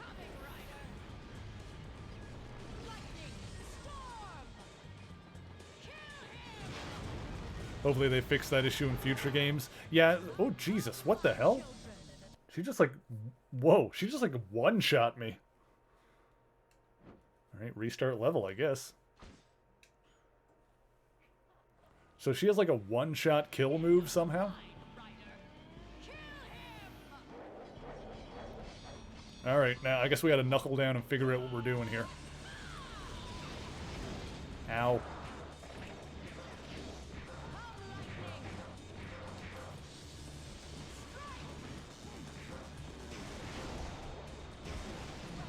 Okay, the lightning didn't hurt me that time because I was in the middle of a grab animation, so that's not bad.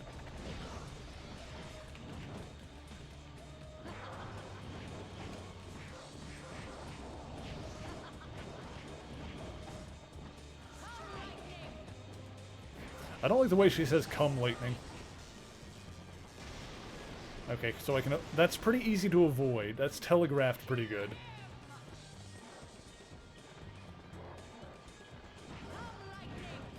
Come, lightning! Oh god, okay.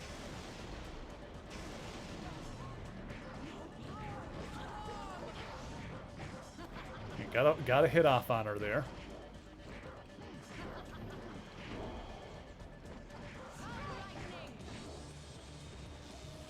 Okay. Avoid her, come lightning.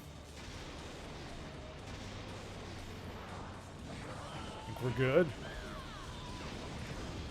Jeez.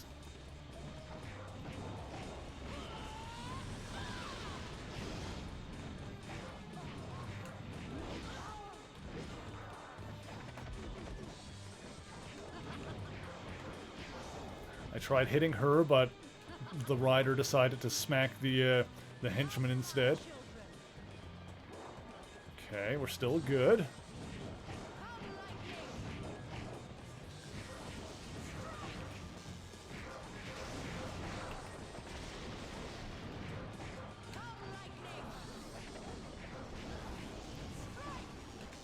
Avoid the come lightning. It's not that bad. Okay, boom, boom.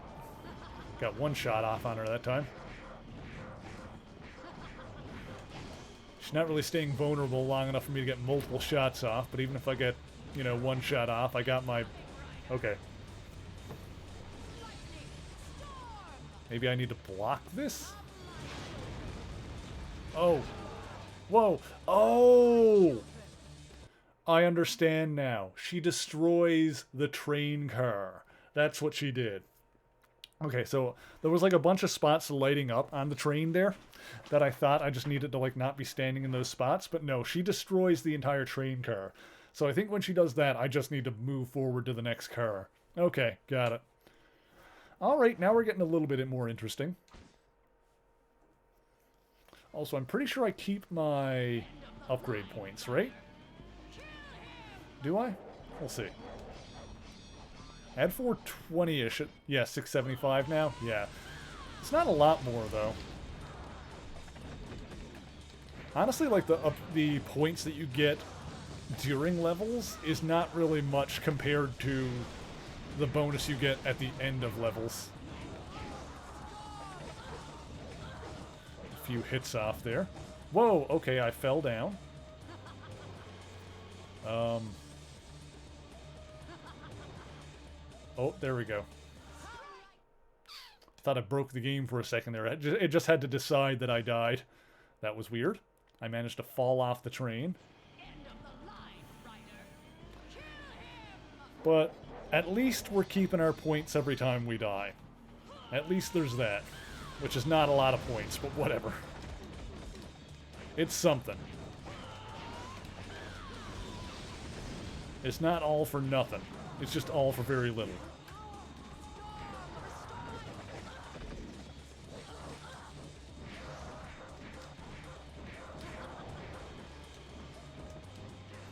Go.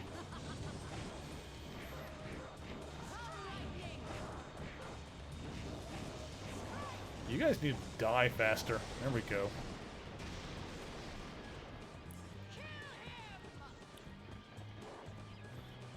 Okay. Wait for shield to drop, and we can get some shotguns in their face. Or, you know, shotgun shells, rather. Oh. Go.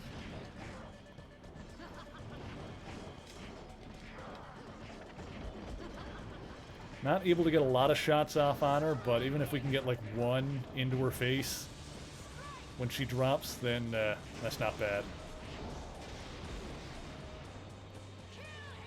But yeah, that was definitely, the issue I was talking about, definitely more of a thing of like games of this era, like PS2, GameCube generation. Noticed it a lot then.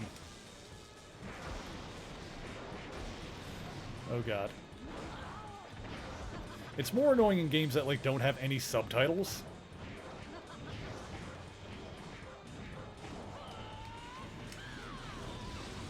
There we go. Oh jeez. Okay, we're fine. Everything's fine. She's doing the cum lightning. Hey, why are you ripping up my mat? Stop doing that. How many times do I have to tell you not to do that?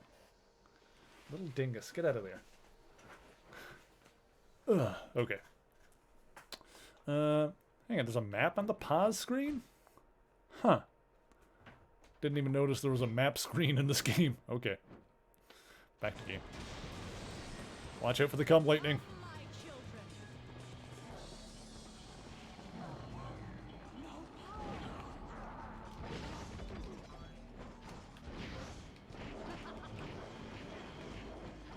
Okay, got like 1 or 2 shots off on her that time.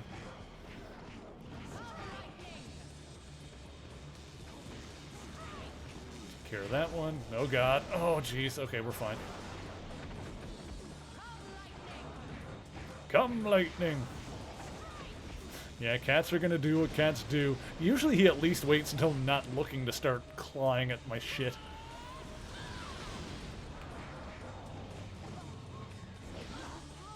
There we go. That was a good shot there.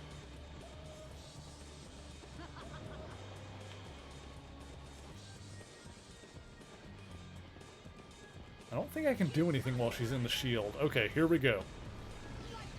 Pretty sure we just gotta jump onto the next car here. There we go. Okay. That was way less complicated than I was making it out to be. I just had to run forward.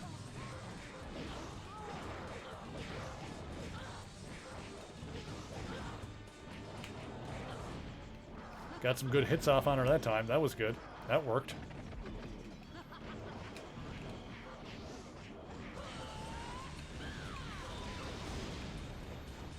Not much of a boss fight. You just like fight her. Oh god, don't knock me off. You just fight her minions until she drops her shield, and then you shoot her in the face a couple of times.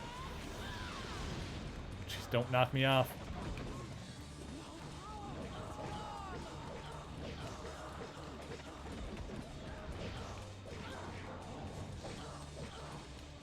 Okay. Okay.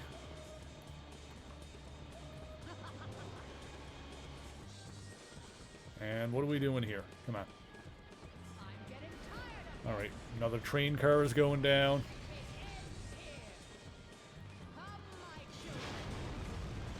Huh? Okay, we made it. Just summoning more demons. Oh god.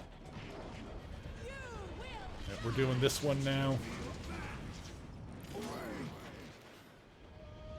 Get rid of these guys. Yep, there we go. Okay, that did some damage.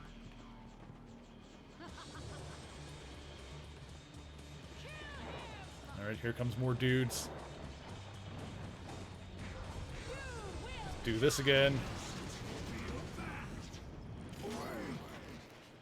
Blow all those guys up. Come, my children.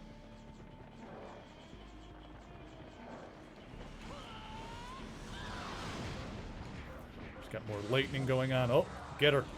Get her. Get her. Get her. I think we got her. I think she has been got.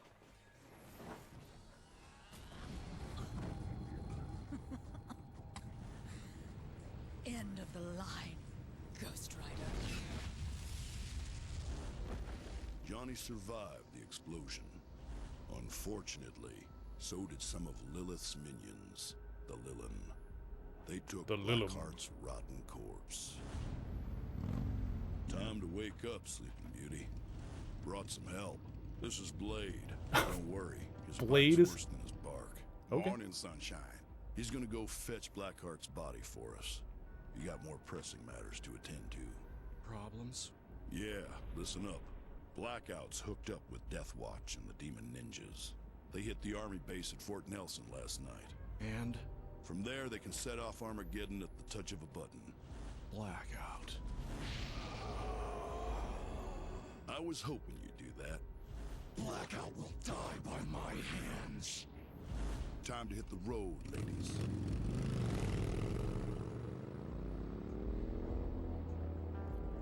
Okay, I think this game might have just gotten awesome because Blade showed up, and then that dude, Carter Slade, told us that that Blackout teamed up with the, quote, Demon Ninjas. So I think this game might have just become awesome, like, out of nowhere.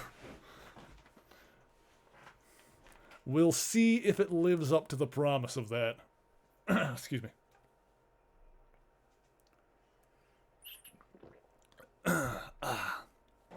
Okay. Save the game? Yes, please. Let's get that save on here. Also, Xanta's chilling out on the back of my chair there. Except that. I did not know that Blade was going to show up in this. Yeah, I didn't expect to see Blade here. I know. It's weird, right? I was going to say, probably wouldn't matter, but the Ghost Rider movie wasn't New Line, was it? New Line Cinema did Blade. I don't know if they did Ghost Rider or not. They might have, actually.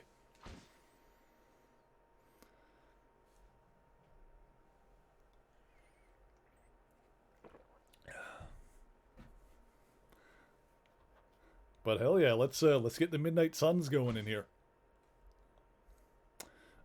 Continue. So yeah, another motorcycle level. Are we going to be biking alongside Blade? Are we going to beat this game and then it'll unlock a racing game with Ghost Rider and Blade? Huh, that actually looks like a... That'll look pretty decent. Cool aesthetic to this level here. Oh no, it's not a motorcycle level. Interesting. Okay. Yeah, we're breaking out of the strict regimen. Alright, so now Link Charge is up all the way. Then we'll finish doing Spirit. Done. And, oh, we can get this up all the way too. Enjoy. Yeah, so all the stuff on this tab is upgraded all the way. Excellent. Fire combos, light combos.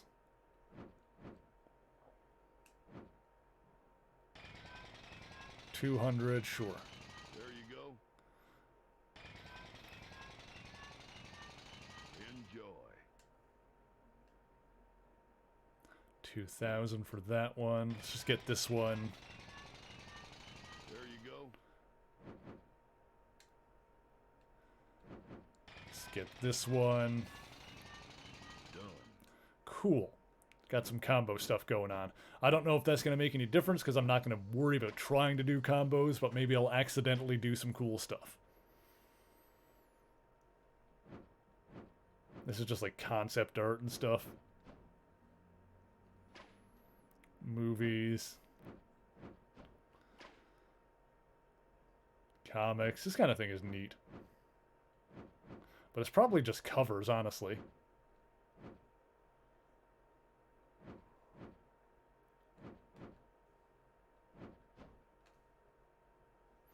Okay. Back to game. Okay. I like how he has, like, weight when he lands like that. That's pretty cool. Makes, like, a big shaky, like... Alright, let's do it. Derek, how's it going? Playing the wannabe God of War game? Apparently so. It's not bad. But I hope you're having a good weekend thus far. Thank you for dropping in and hanging out for a bit. Appreciate that.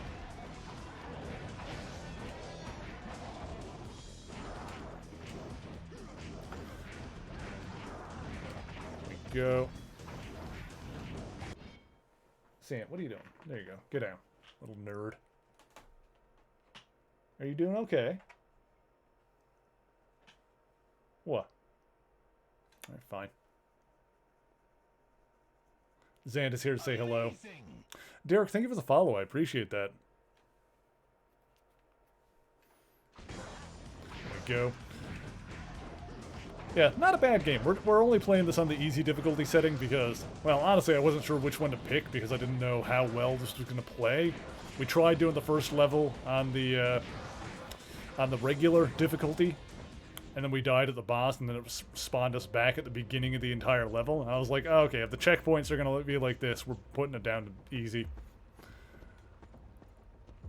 But now it's, you know, kind of not challenging at all, but that's also because I've, you know, put all my points in the passive stuff, so we just go in here? Yeah. Checking back to see how Vengeance is going. Going pretty well, actually. We're having a decent time with this.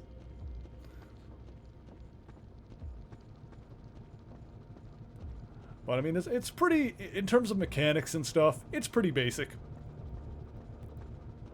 This is pretty standard licensed game fare. Like it's nothing too ambitious or anything like that.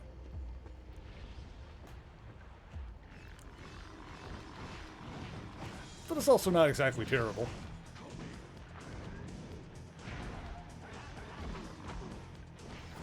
We'll probably just continue to cruise through it. Like I said, we'll probably end up finishing this next time we play it. And, yeah, it'll have been a fun little thing. There we go. Alright. Let me blow my frickin' load on this guy here. Ah, there we go. With my shotgun. Alright, let's blast out the There we go. Bust out the AoE one. There we go. Oh, the big boys are still alive, though.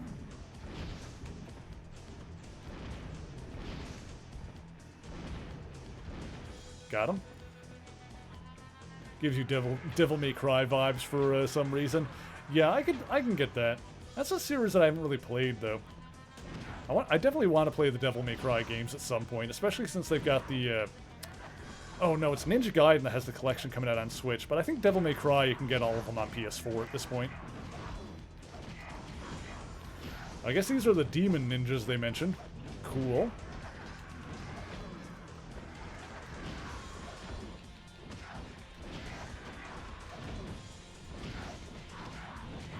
There we go. DMC had Switch ports too. Yeah, I don't know. I'm actually not sure. I'm pretty sure that on PS4, like the original 3 games, like they have the, I mean, I have both a PS4 and a Switch, so it's not like a big deal either way. I'm pretty sure the original 3 had like the HD trilogy, which was originally on PS3, but that's on PS4 as well. And the fourth one is... yeah, same deal. The fourth one was like originally PS3, 360, but I think that one's released on PS4 as well.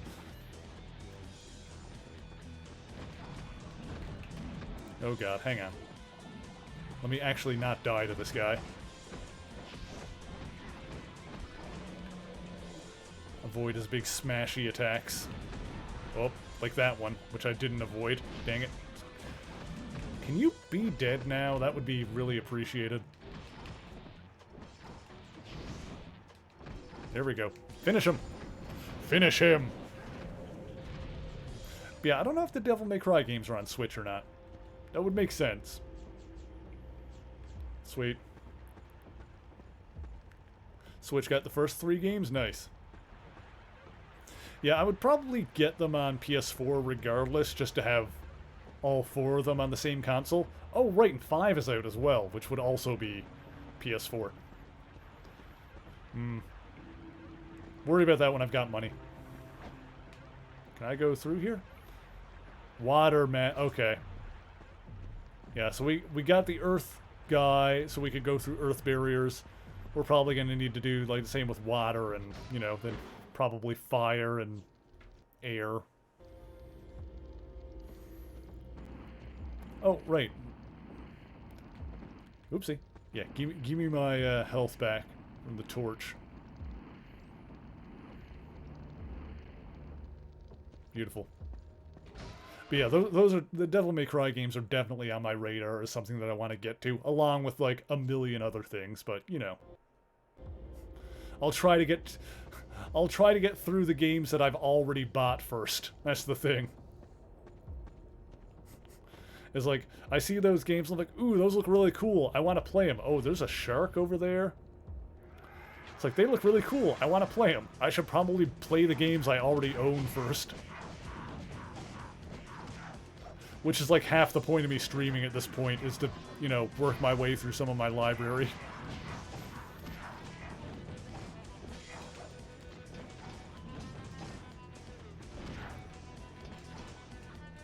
There we go. Grabs are not really working on you, are they? Can you block my grabs? That's ridiculous. Trying to resist buying more games to play through the bunch you already own. Yeah, same. Exactly same. Yeah, I've got like a list on my computer of like games I own that I haven't really played yet. So we're gonna be working our way through a bunch of those on stream. Backlog's already reached the point of no return. Oh, it's bad, man. Not enough time. But I mean, we'll be making our way through it. We got this big stack of Marvel games to get through on Sundays first, which has been a fun time.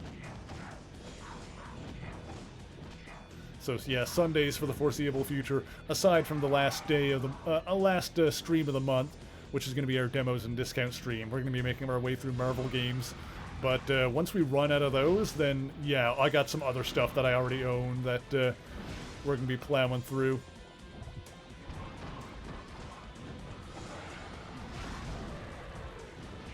Oh, okay, I got the shield on that guy. Good.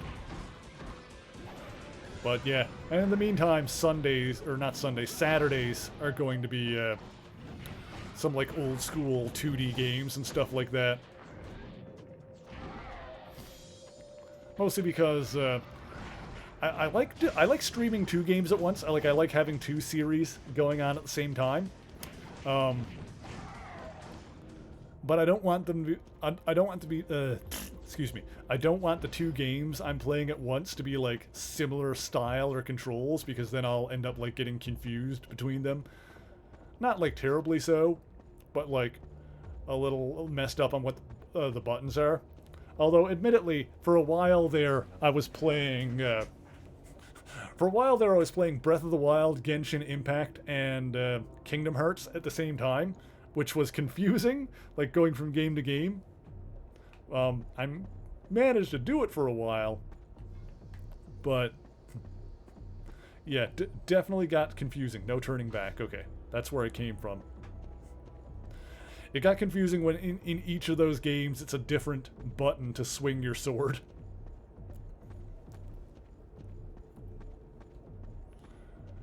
And of course, I've already mentioned that when we finish up with Metroid Dread, which might take a while because I am taking my sweet ass time with that game and exploring the entire map and finding all the secrets without a guide or anything, which is incredibly fun. I've been enjoying that game immensely. Speaking of which, those guys in the back have almost like a Samus aesthetic with the red and like kind of a green visor. I don't know if that's just me. Kind of look like a red mask with a green visor. Anyway, but yeah, after we do finish with Metroid, we've got a whole stack of Mega Man games to go through. Because I've only played the classic Mega Man games. I played those back on the Anniversary Collection for PS2. But I've never really played the Mega Man X games. So after we're finished up with Metroid, we're going to go through the Mega Man Legacy collections and play all the 2D Mega Man games in chronological order. Not order of release date, chronological order. So it'll be the Classic Series, then X Series, then the Zero Series. Like I said, X and Zero I haven't played at all. Well, I've played a little bit of X here and there. Mostly the first one, but I haven't beaten it. And Zero I haven't touched at all.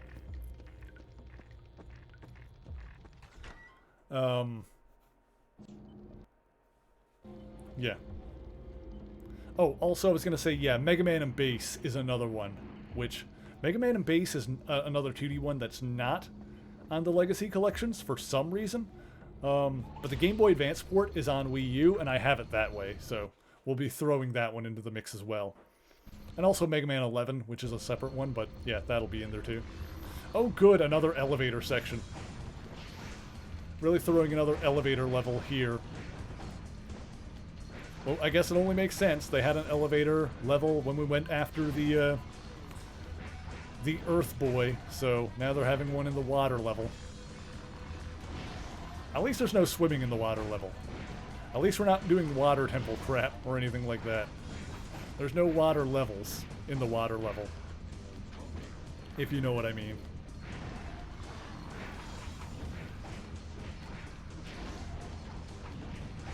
Alright. Get these guys out of here. Building up a DVD Blu-ray backlog. Glancing at Ultraman sets. Yeah, that's something I haven't really been doing, which is probably good. But yeah, trying not to buy any more games until I work my way through the current backlog. Which, we're going to be at it for a while. But a lot of that is going to be done on stream, so it's going to be a good time.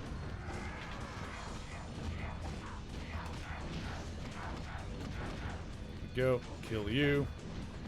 You're done.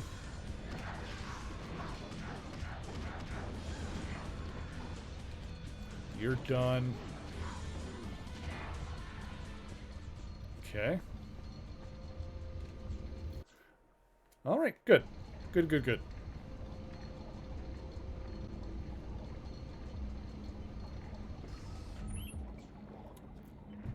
Alrighty. I feel like that elevator wasn't as long as the last one. Hey, level complete.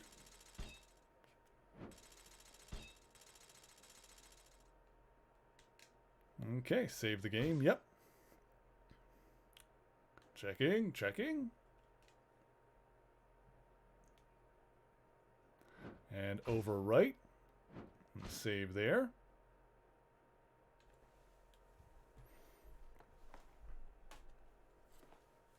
And saving.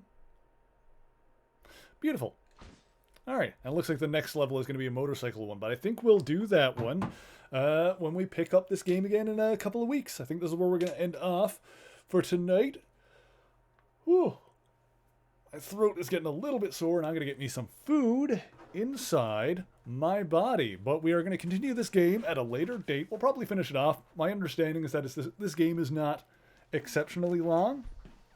So we'll probably finish this game the next time we stream it, which is not going to be next week, because next week is the end of the month. It is also Halloween. So we on next Sunday, we're going to be doing our special Halloween edition of the demos and discount stream. So we're going to be playing some random games, some game demos on Nintendo Switch, Spooky Horror Edition.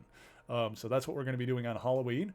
Also on Saturday next week, as I mentioned, we are going to be playing some more Metroid Dread. We're going to continue making our way through that game. Like I said, taking our time. It's a nice chill playthrough. Razzle is here. She wanted to say hello. Hello, Razzle. Xanta's sleeping on the bed as well. He's taking a heckin' nap over there. Although I mentioned his name and then he woke up. Hi, baby. Hi, baby.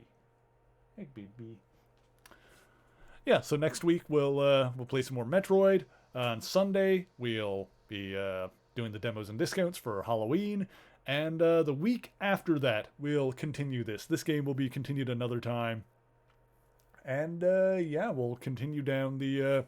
I got a bunch up here. We'll continue working our way through the Marvel games on Sundays, and I think it'll be a good time. Let's see who we are going to raid tonight. Doop, doop,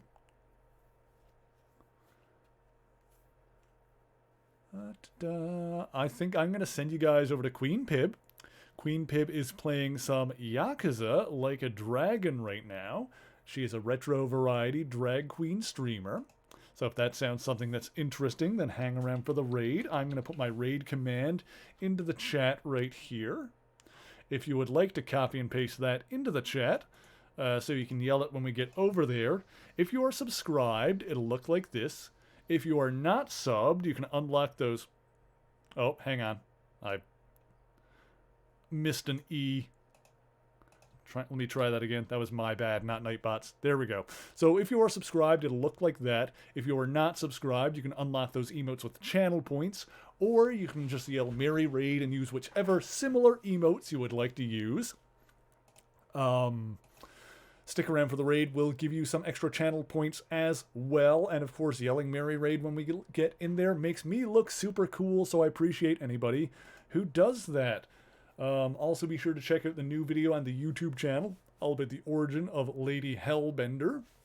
If you are around for any of the intermissions during the stream, you would have seen the first couple of minutes of that video. So check out the YouTube channel if you want to see the rest of it. And be sure to join the Discord or follow me on Twitter if you want to see the stream schedule. If you want to know what I'm going to be playing, when I'm going to be playing it ahead of time, those are the places where I put the stream schedule. There you go. Let's see. So we're going to get this raid going here. We're going to go say hi to Pibby. I'm going to get me some food. And I'm going to say thank you guys once again so much for joining me. And until next time, true believers, Excelsior!